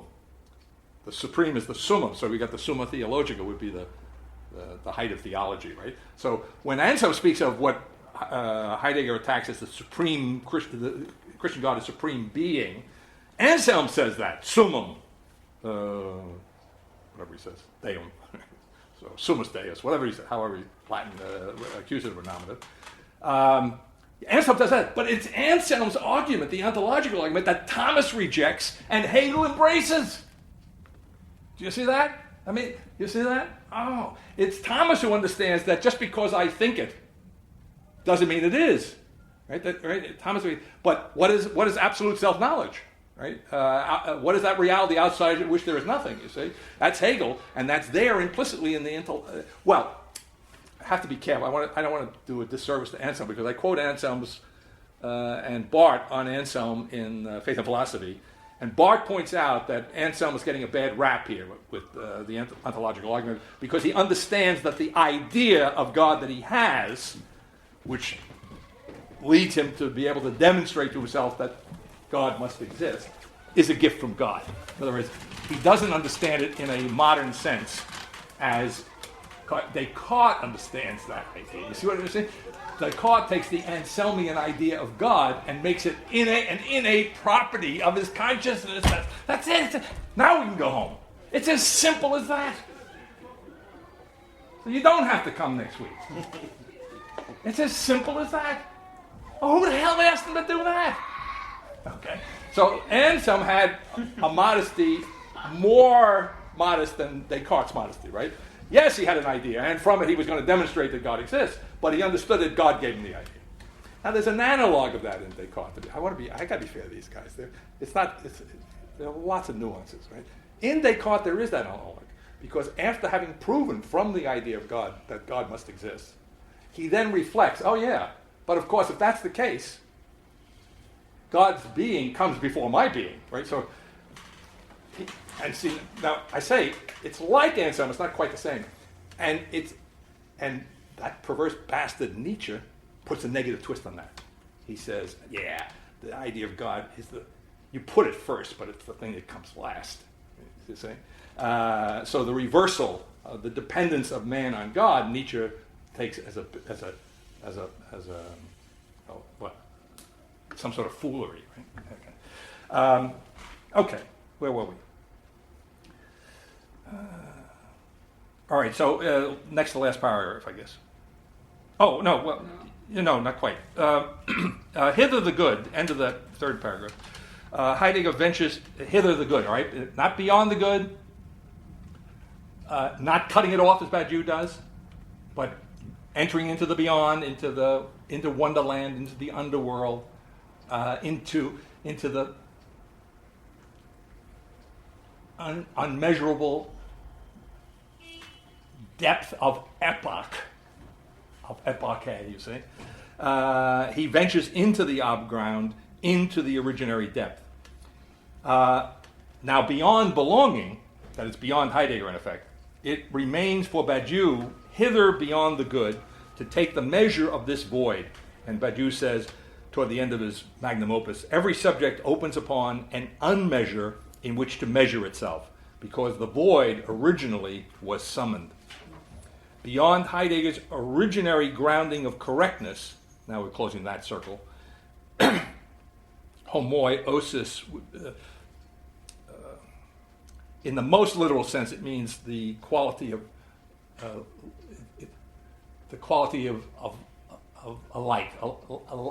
likeness, but it's often translated as equality, and that's the adequation idea, that this equals that, this, right?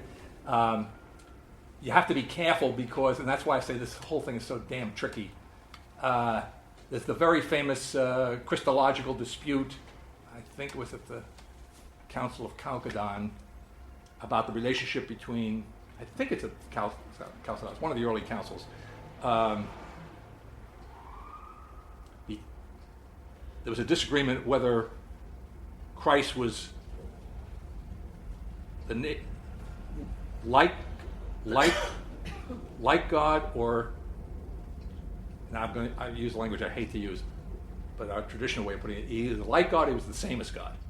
And in Greek, it's the difference of the iota that makes the difference. So it would be homoousis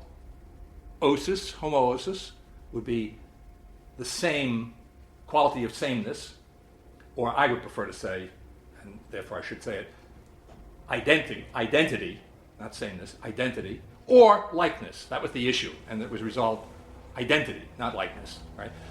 So what I'm saying, there's a subtle distinction between equality or adequation and identity. But that subtle distinction, which is often overlooked by Heidegger and everybody else in translating the Greek, right, is a distinction that would not have been lost and was not lost on Aristotle.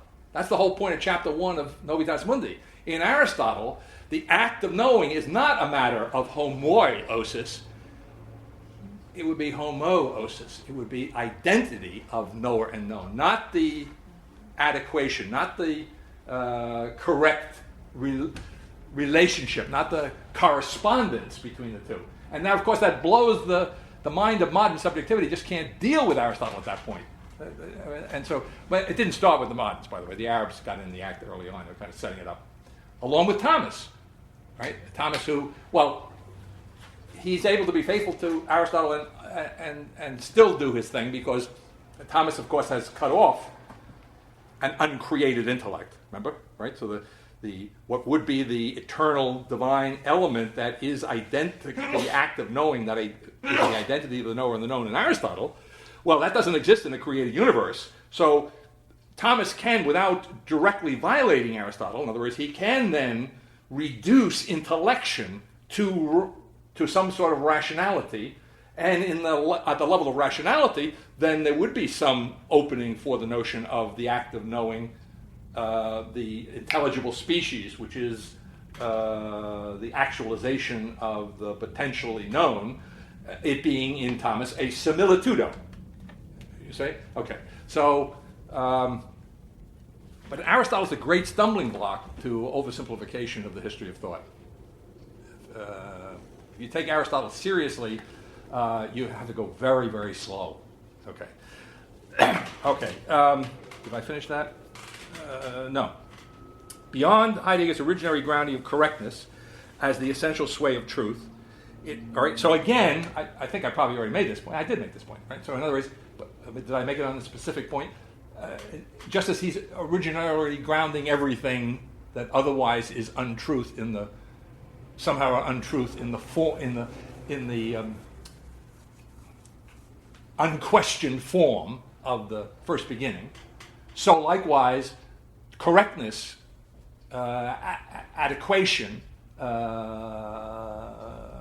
equality of subject and object is not going to be simply thrown out. It's going to be originally grounded as the essential sway of truth. Right?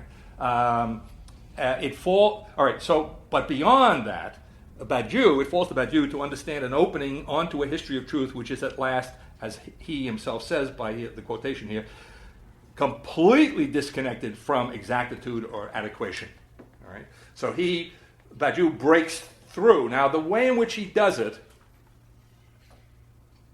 I don't think I say this here. Maybe I do. But the essential critique of Badiou, I would say, in a nutshell, which is perfectly consistent with his understanding ontology to be mathematics, is he does it by understanding that ontology as mathematics is fundamentally axiomatic thinking. Now, corresponding to the axiomatic nature of ontological thinking. Now, what is the axiom? I mean, there is hypothesis run amok. So that's the hypothetical in the deepest sense of the word, the axiom. Right? And modern mathematics was revolutionized in the 19th century by just changing a few of Euclid's axioms. So we could go into outer space. Do you see? That's two lines never meet. Well, that wouldn't help, in a curved universe. Works practically speaking on the face of the earth, you see. But if you change some of those axioms so that, an infinite number of lines meet at infinity. Straight lines meet at infinity. Parallel lines, right? I should say parallel to make the paradox greater. Parallel lines meet at infinity, or parallel lines are not parallel, or we're beyond parallelism. Okay. But there's that arbitrariness, you see. So another way of understanding what's going on in Badiou is a kind of, even Heidegger's into a mindful willing, right? He's not against willing. He's not against the Cartesian resolve qua will. He's against a certain kind of willing, right? And in a certain sense, Badiou carries on the willfulness of the modern project in the form of an absolutely, perfectly axiomatic ontology that he couples with, if I can put it that way, or he places alongside of, without connecting the two, places alongside of it the event, the coming into being in the situation of a truth. But the situation qua situation is, by definition, a closed system. Right? Nevertheless, the closed system is paradoxically somehow or other founded on the indiscernible relationship to the void. Right? And that, but there's no predicting it, right? In other words, there's the connection is broken, so that we have a kind of fragment. Go back to the notion of history. Okay. So in Heidegger, even though I say we don't have that history is not essentially and absolutely momentous, all right? It is perhaps absolutely, but not essentially momentous in Heidegger. I'm doing this in my head. This is cut and paste. But there is this originary unity of history. You see, from the moment of the first beginning, let us say, the moment of the between, the moment of the beginning. You see that there is a kind of multiplicity there, but nevertheless, it's grounded in this originary belongingness, right? Okay. In Badiou, what becomes explicit when he uncouples truth and being is there history? Yes, but there's an infinite multiplicity of histories. And we're back to a kind of infinity, you see, in Badiou that we're not going to be allowed here. So there's a kind of a holding together. And so when Badiou says a Platonism of the multiple, there is no one, there is no God. Right? That's his. He's a little theological too, which helps. Nice. But when he says there's no God, you see, whether he realizes it or not, and I think he probably does, he's a smart guy, what he's really saying is there's no hatha'as, there's no the good. I wasn't going to say, did I finish that thought? So he multiplies histories, right? So there's no one, therefore there's no history with a capital H. There isn't even enough of the unity that's left between being and truth in Heidegger, the originary unity of belongingness. That's gone, right? So the event that occurs doesn't belong. That's the whole point in Badiou. The event doesn't belong. And so there is novelty in Badiou. That's what the Thinking Now Occurring likes about him, right? It doesn't belong. But it's rebellious novelty. See? He's a revolutionary. He's an old wise Marxist now. He's an originary Marxist. That's what he is. Yeah, that's what he is. He learned that from Heidegger, and he applied it to Marxism in particular. Right? He's an originary Marxism. He's going to the depths, the Abgrund of Marx. Why are there not multiple histories for Thinking Now Occurring? Why aren't there an infinity of histories? Why do we speak of history? It's a good question.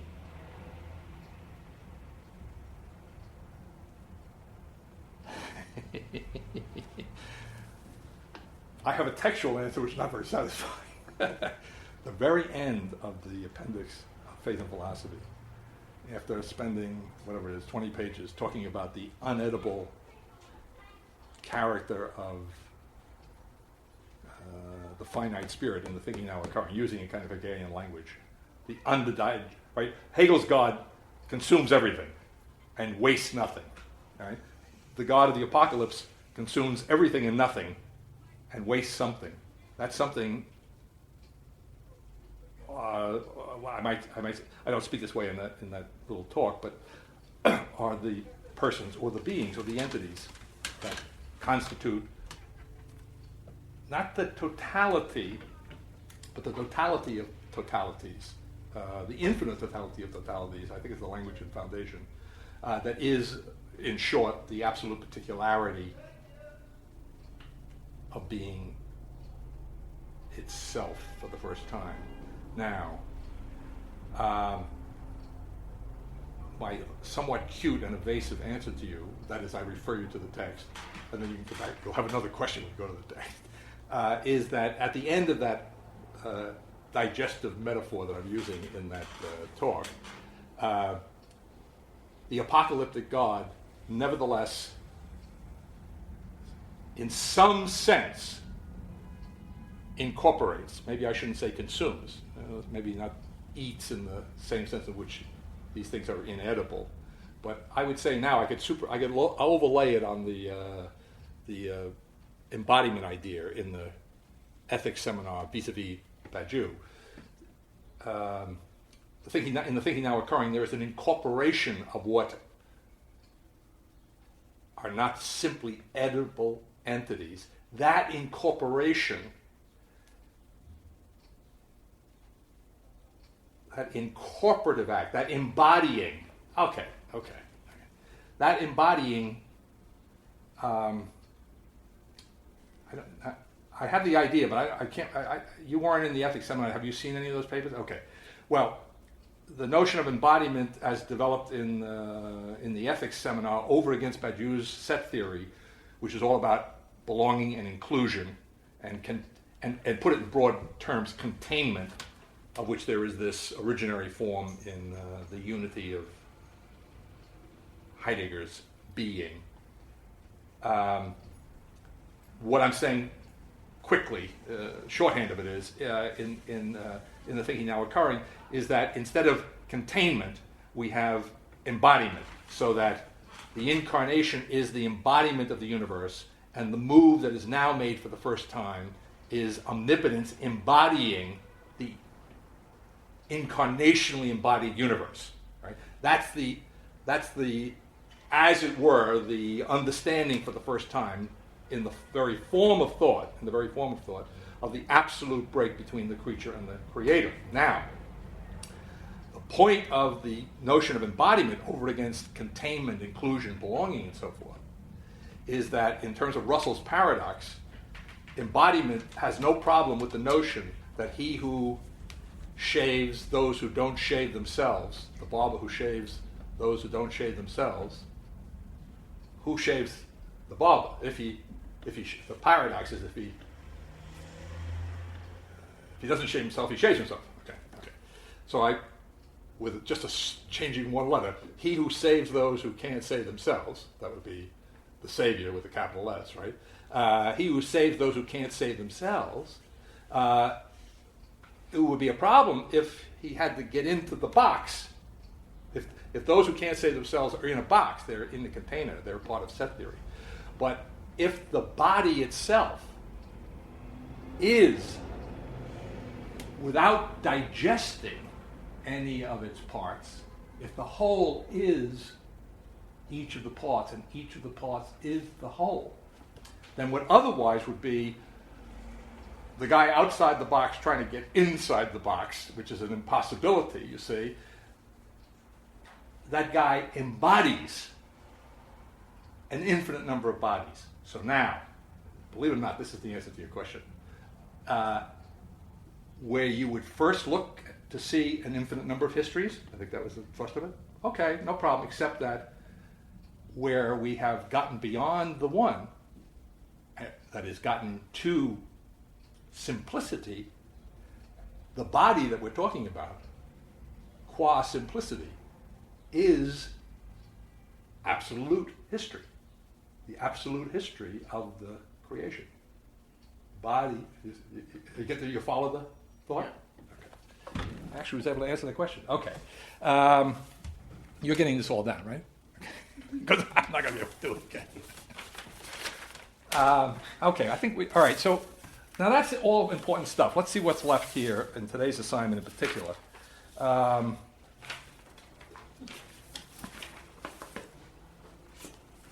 I just want to, there's so many little things, it's hard to pass over. I won't look at the page, but I call your attention to the fact on page 246, when he's talking about truth and untruth in this originary context, he wants to distinguish untruth, originary untruth, from falseness, right? In other words, he wants, you understand what I'm saying? So he's not. This is the reason he's doing this, by the way, is constructive. I mean, he's not just trying to avoid a bad rap, okay? Or to go back to Waltraud's question some sessions back about this kind of, I don't know how you phrased it, but there was no particular moral concern operating here, right? So That wasn't being implied. yeah, okay. But good and bad, good and evil, and so forth. We're beneath that. We're beneath it. We're beneath it in the sense in which we mean that here. So likewise, he's pointing out there on that page somewhere. When I talk about untruth and truth of being, I'm not talking about truth and falsity any more than I would be talking morally about good and evil. Do you see? Because I say the positive motive for that is what? That the first beginning, if I put it in crude terms, ain't false. It isn't in any simple sense false. It's untruth in the wholeness of being. It's the untruth that resonates with the truth of being, which is the other beginning, but it's not in any simple sense false, and not in any simple sense an empty nothing, or it's not an empty mindlessness. It's not a simply empty. Okay, now, but the thinking now occurrence critique is, okay, granted, but nevertheless, what we are getting here is Heidegger's version of what I explicitly criticize in Badiou, and that is, in effect, not directly, I don't mean this directly and literally, right, but implicitly, it is a justification of evil, because evil is the false, whether you take it morally or intellectually, the false or the evil is the non-originary offshoot of the originary untruth. Okay? In other words, the unity, here's what I'm getting at. The unity, go back to what we were saying, unity now originarily is understood as belongingness. So we don't have any kind of simple, certainly don't have an Hegelian identity or totality, right? Where the universal and the particular are come together and they're concretely indistinguishable in that unity, which is totality for Hegel, right? We don't have that. And we don't have the one of Plato, which started it all off, right? We don't have the good. We're hither the good, right? We're gone into the beyond. We're now in that originary grounding zone, that space, which is the grounding of all beyond X, of all here and yonder. The grounding, in effect, of all unity. I meant to say this before, but I have to say it now just to make myself explicit. Remember that one, I said that thing is always a beyond X. Well, wait a minute. Why is the one a beyond X? Because any student of Greek philosophy will tell you the one is contrasted with the many, the multiplicity. In other words, the whole point of the ascent to heaven, right, is to get beyond multiplicity, to get to the original unity. Okay, so ironically, the original unity is dualistic. That's where the Trinity comes. That's a whole other issue. We can't do that. We can't go there now. Okay, but it's lurking here, right? So now we've gotten from the unity of polar one and manyness, we've gotten to the belongingness, which moots that question in Heidegger. And so we've gotten to a belongingness of truth and untruth. And therefore we've gotten, at the originary level, we've got an originary grounding. Here's the point that goes to my critique of Badiou. We've got in Heidegger an originary grounding of truth and falsity.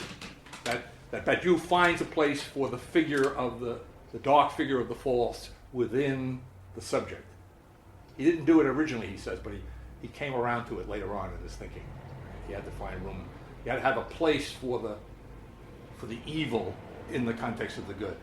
Whereas the thinking now occurring knows nothing of evil. It's just as if we never ate the apple, only it's better. Okay, but it's that analog, right? It's not knowing good and evil. Right? That's not to say there isn't evil, right? But it's the question of how are they related, okay? And the evil is a defection. Maybe in a sense more profound than in Augustine, but it is a defection from the good. When you're doing the right thing, you don't, in that act of doing, there's no coexistent evil. There's no evil looking over your shoulder, so to speak. Now, what again? Oh, so what I'm saying is that coupling. All right, that even if I grant that in Badiou it is not a how can I put it? It's a kind of fortuitous, a kind of accidental, a kind of chance coming together of good and evil.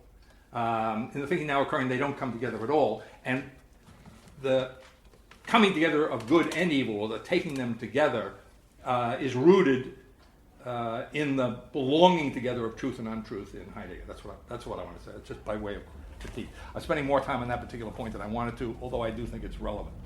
All right, and we've already last time anticipated around 247 the notion of the in abiding is standing in the clearing. Today it comes up again. In fact, I hadn't read this passage today until I've read it before, but I hadn't read it recently. When I said last time, looking at something he did in the last thing, that standing in is like being in a hurricane, to stay standing and to resist and to withstand. And he himself uses the term maelstrom in today's section. So I didn't invent that notion in Heidegger. That the abandonment of being by being is. I want to say, go back to the terminology that we noticed was somewhat unusual in Being in Time. This is the spirituality of Heidegger, right?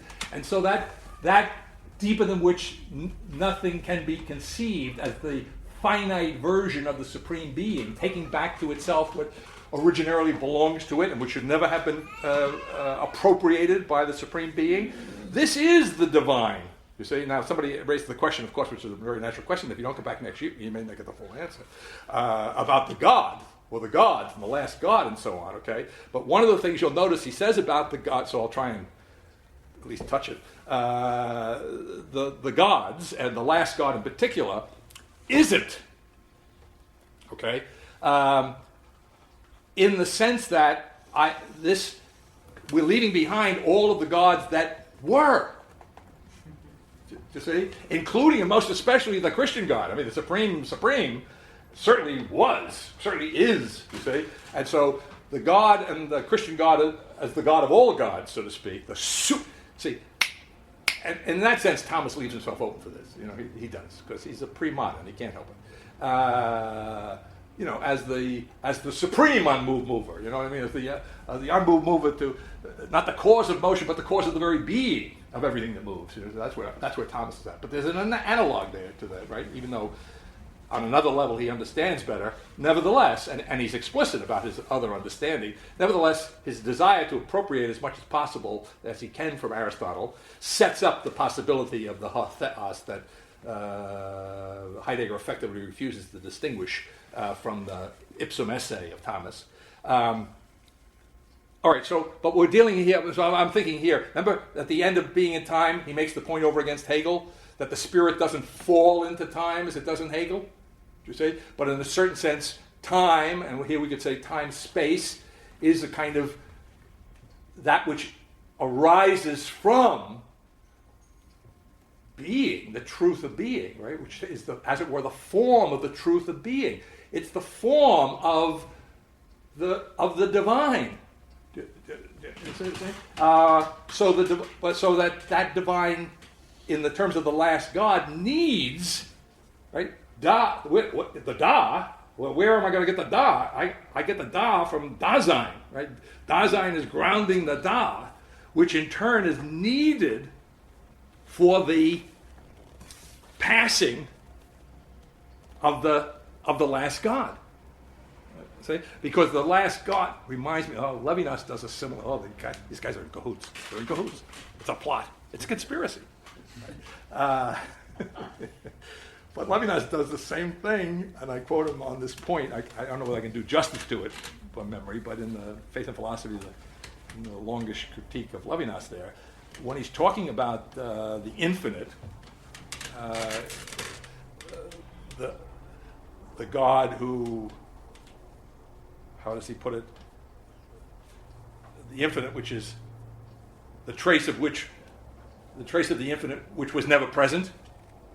Okay, in that, when you look deeply into that, Levinas makes the point, which is a Heideggerian point applied in his Levinasian universe, that the divine, in the context of the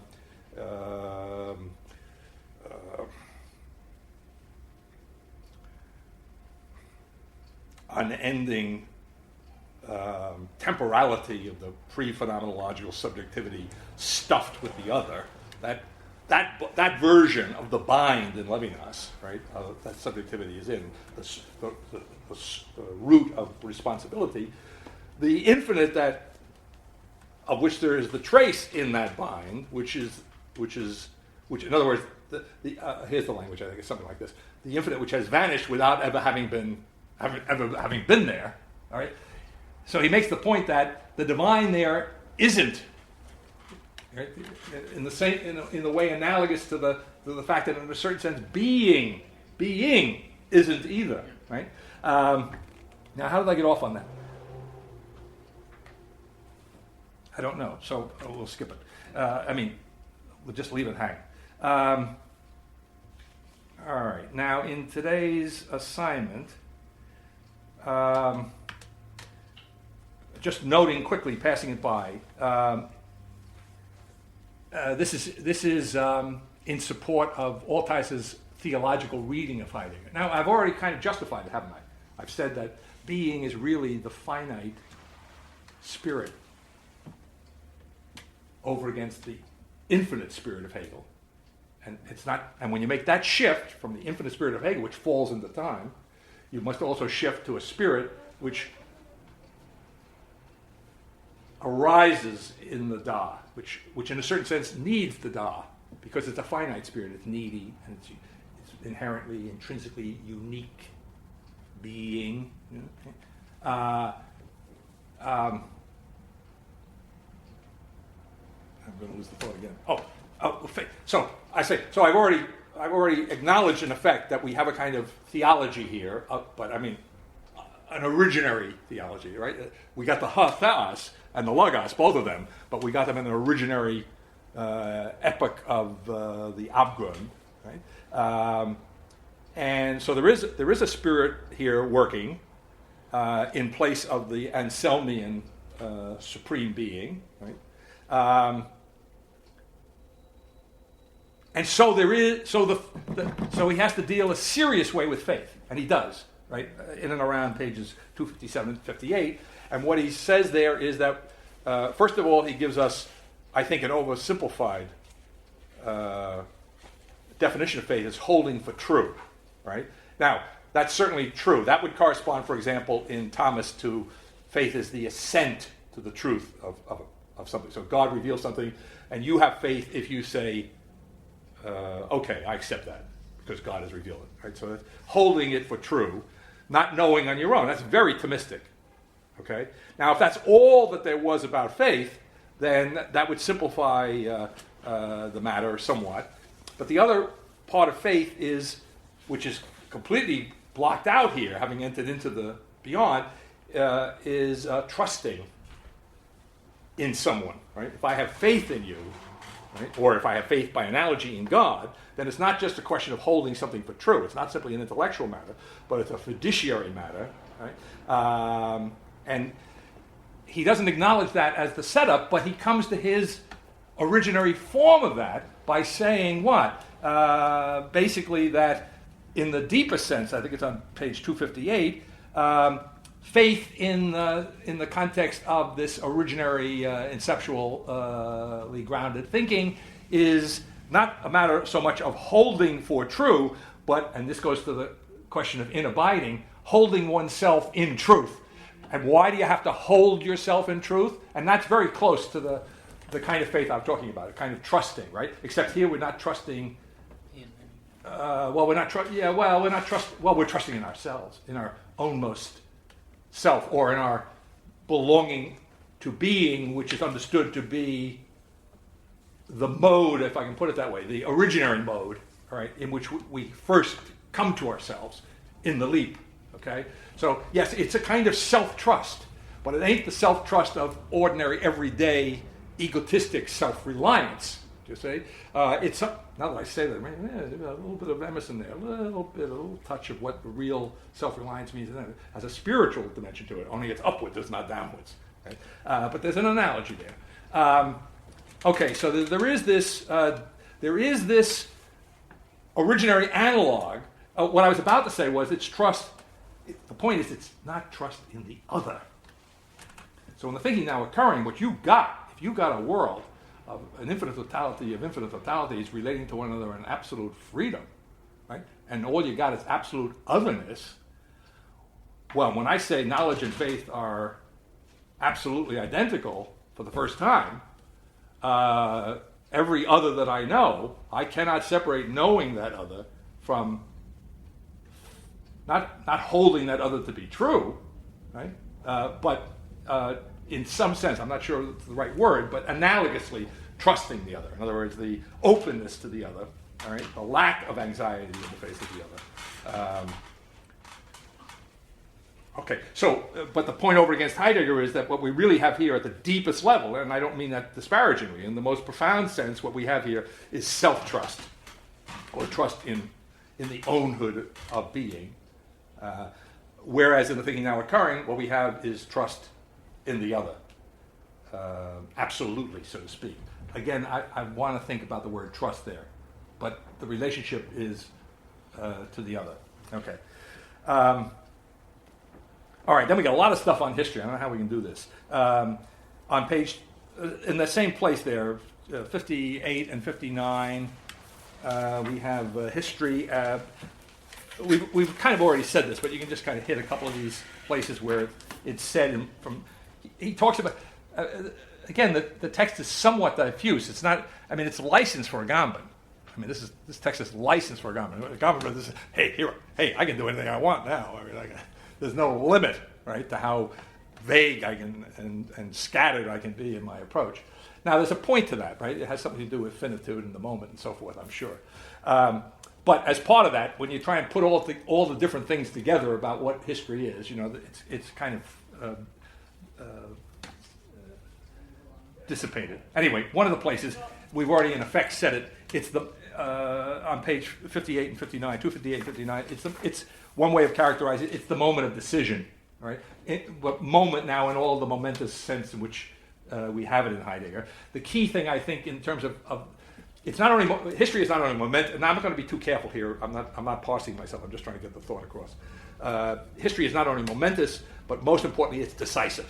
In other words, I'm dealing with history when I'm involved in decision, and decision here in the context of finitude, uniqueness of being, the finitude and uniqueness of being, the onceness, the one-timeness of being. Do you see what I'm getting at? In other words, and in that sense, finitude turns into something like the finality of being. And there's another point of positive relationship between the thinking now occurring and Heidegger, right? To the extent to which there is this notion of history as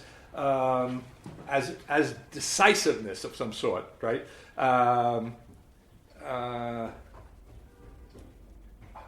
I'm tempted to say even decision takes too much time in the context of thinking now occurring. Okay, it's okay, but it's close. And the decision I can take back to Kierkegaard. Really, the decision of faith in the philosophical fragments, speaking of Theos, is, Kierkegaard says, not a matter of will, it's not a matter of reason. Right? But it's a decision, so what the hell are we talking about, right? We're talking about something profound in the being of the decider, right? What's profound in the being of the decider, when I undermine it in a Heideggerian way, is that the being of the decider in its authentic ownmost being is decision, is finite, is the necessity, you see, of am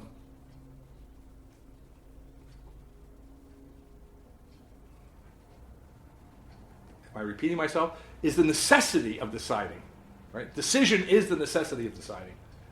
I think that gets something of the wraparound of the ownmost being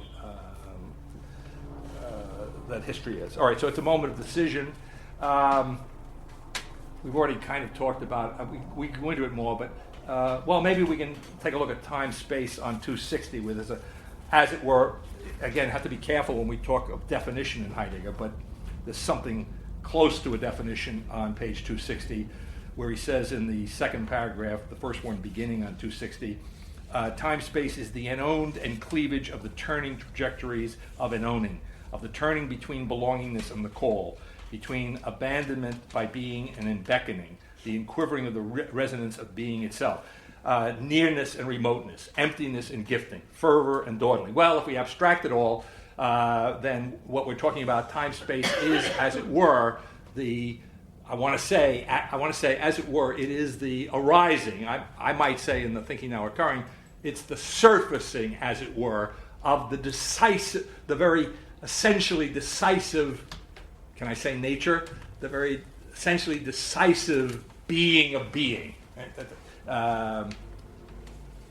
So time-space is the when and where of a decision. That's another way of understanding what history is. Right?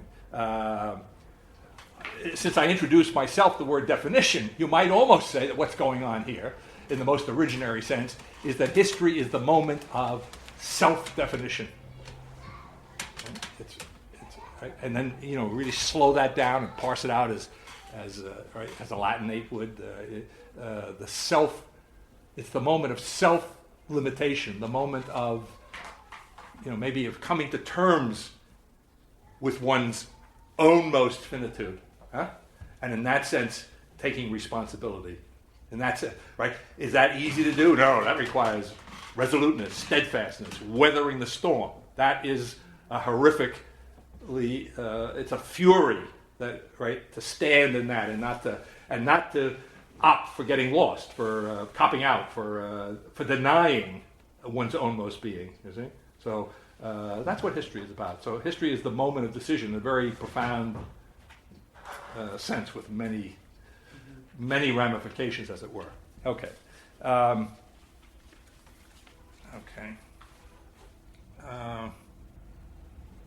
so he has a nice little phrase there, which kind of makes the point I was making at much greater length the first half of this class. On page 263, we find him speaking, I think it's on 263. Yeah, toward the bottom of the page after the rather. The one-fold of time and space is the one-fold of origin, right? So, but that one-fold in its originary mode now, right? In other words, you can distinguish here, as the language seems to indicate, a separation, right? But as he points out, that origin, that one-fold of origin, which is the originary form of the one-fold of time-space, is to pursued only when what is own most to each is elucidated as belonging to each. Right? So it's that mutual belonging, that not letting one another free of this embrace, of this being bound together. Right? I just want to jump ahead. This just came into my. It's a complete leap, I think. I mean, it's probably you can't have a complete. You have nothing but a complete leap in here. So I can't have a leap off the text. Part of the leap that I'm leaping to here is the thought, am I going to lose it? I think I just lost it in the leap. Okay. The bind is... The second point. Huh? Going to the second point. Yeah, well, the second point, I wasn't going there, but it's there. What is own most to each is in itself brought into a sharper focus over against the other in its utmost separation. That helps, thanks. So in this belonging, right, this is a dynamic, this is a strifing, contentious belonging, which is of the very, nature of the cleavage in and the cleavage that is in and is being, okay, that self-strife of ownhood, okay, and I know where. Who brought up the question of refusal? Okay, so the refusal, he couples that with the notion of hesitating refusal, right? Remember I said how the moderns appropriate bring to the fore one of the four medieval exegetical methods, the moral method. That is, the moral. You read the scripture, and you read everything, no matter how it seems literally or whatever. As how does it apply to me? So the moral reading of, understand, I'm using that technically. When I read the hesitating refusal, Heidegger reads that morally, right? Yes, being, I experience the abandonment of being as being's hesitating refusal. But a hesitating refusal calls for what? My decision. You could say, it looks like being is hesitating. Right? If I was in a subject-object world, being is refusing, it's withdrawing, it's bad weather, right? Everything familiar is gone, and boy, it's really getting uncanny. All right, it's really weird. This is weird time, okay? Absolutely weird. This, by the way, is a gift, okay? I'm completely strung out, and in my Heideggerian piety, I'm going to give thanks for this, right? And I'm experiencing this, and I'm saying, well, why am I experiencing this? Why am I experiencing this in quivering? You see, what is hesitation? Hesitation. It's in quivering in the negative. You see? So I'm experiencing this in quivering of being as hesitation, and my unoriginal thought would be, damn it, why don't you stop hesitating?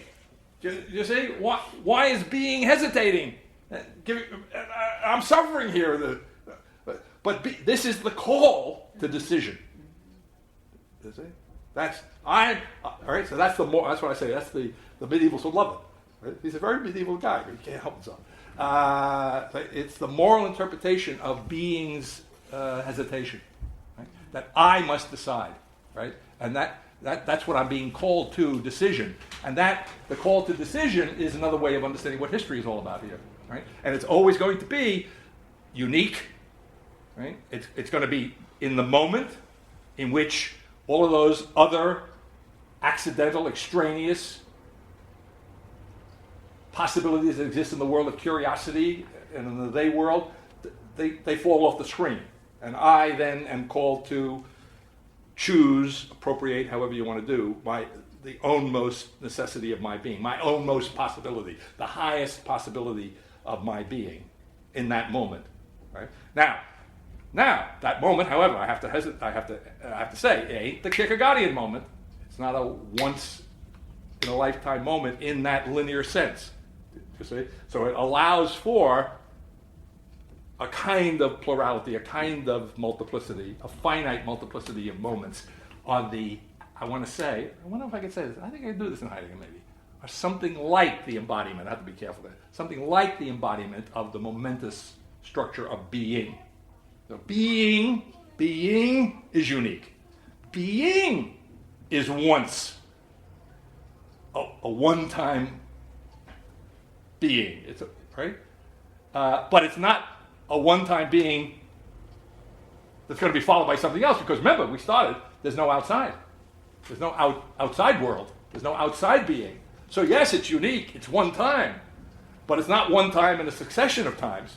And so that, I want to say, the one-timeness, the uniqueness, implodes, right? When I go into that underworld, that undermining of the metaphysical world, when I go into that originary epoch, right? That epoch can't be the epoch to end all epochs, because we've done that in the thinking now occurring. Okay? But when I go into this, the originary epoch, the epoch to begin all epochs. That's what it is. That's what it is. Okay? He makes the point today that the last is not. The language gets a little. If he were Hegel, we'd accuse him of being dialectical, right? Because he's talking about the last God and the end and so forth and so on. But then he has to say that the last is not the end; it's the beginning, right? Now, of course, we understand that the beginning is the origin, and that, as he told us earlier on, in order to make the, and he says it again today. He did it around page 34, and he does it again somewhere in today's reading. In order to make the furthest outreach, right? I have to go back the furthest, right? So the going back is the going forward, right? It goes to the ecstatic structure of temporality and being in time. And it's almost a joke in the passage today. He says this reaching out, the furthest outreach by going back to the beginning, which is at the end, we arrive at the beginning, and the deeper that beginning is that which belongs to the furthest outreach. And then he says, in which we're hastening to catch up with ourselves. I mean, it's almost funny. It's almost funny, except it's not funny. It's very serious. Okay. Again, because remember that, go back to being in time, Dasein is being in the world ahead of itself, right? So that irreducible resonance and counter-resonance of the temporal, the futural, and the original, right? The beginning and the future. And that's why the beginning, because the beginning has a future in Heidegger, that's why it's an origin. That's why it's a beyond X. See? Okay, now that reminds me of something I think I really do want to do here, if I can find it. He's got a nice little thing on the not somewhere. And it's not no longer. It's not the not as not yet and no longer. I'm looking. 271? What is it? 271. Oh, good, very good. I'm not sure. Well, I think It's speaking of upground. 270. No, it's not 271. Let's see, where is it now? It's very worth doing if I can find it. Not the do contain a no. Abgrund is as little negative as the hesitating. What page? opposition. What page? What That page? is the 271. No, this is. Not- No, I can tell. Let me see.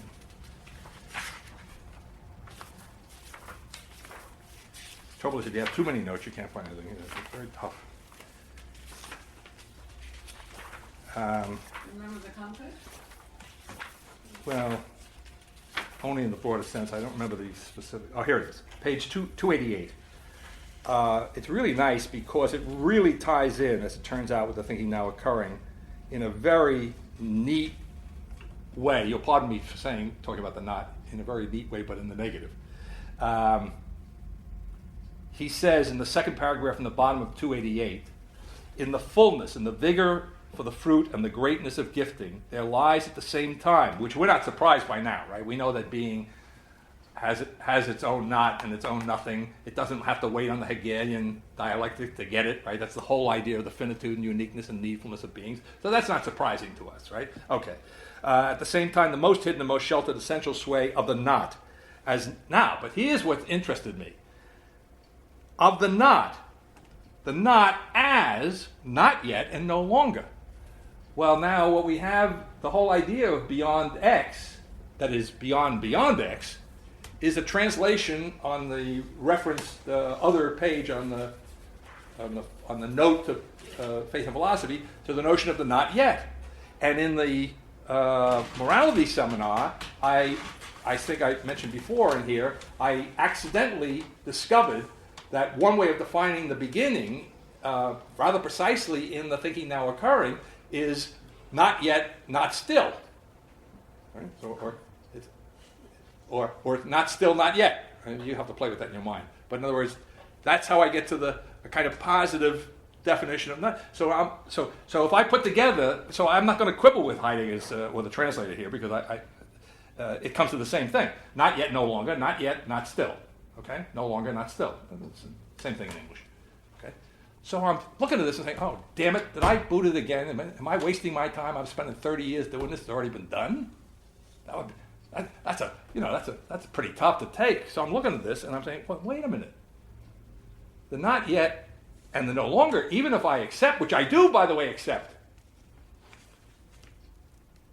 because I'm saying so, I have to accept it. That's a neat definition, in effect, in the thinking now occurring, of beginning. He defines the beginning as the not. Or flip it around, he defines the not as the beginning. Do you see? So what's the difference in the thinking now occurring? Instead of the not, its existence is not yet and no longer. Right? It is existence which is beginning, or is the beginning, not the not. Right? So I made a note here to myself, which may be another way of formulating this. Right? So in Heidegger, what I have is the originary grounding of origin as not beginning, as the not as the beginning. Do you see? But I'm playing with that, but it's not an arbitrary playfulness, right? It's the not beginning because the beginning is the not, because the beginning is the denial in some sense of existence in the sense of absolute the beginning absolutely now. Okay? The original nature of beginning in Heidegger. All right? So it actually wraps around. So if I were to do what I indicated here in the margin, the originary grounding of origin as not beginning, as not yet, and no longer. So there's a very, again, a very precise relation of the thinking now occurring and Heidegger's anticipation. I said that Badiou is a little closer, but he's a little closer because Heidegger is qua anticipatory thinking. If you could anticipate a beginning which is existence and not the not, well, he would be anticipating it. But the not doesn't anticipate existence.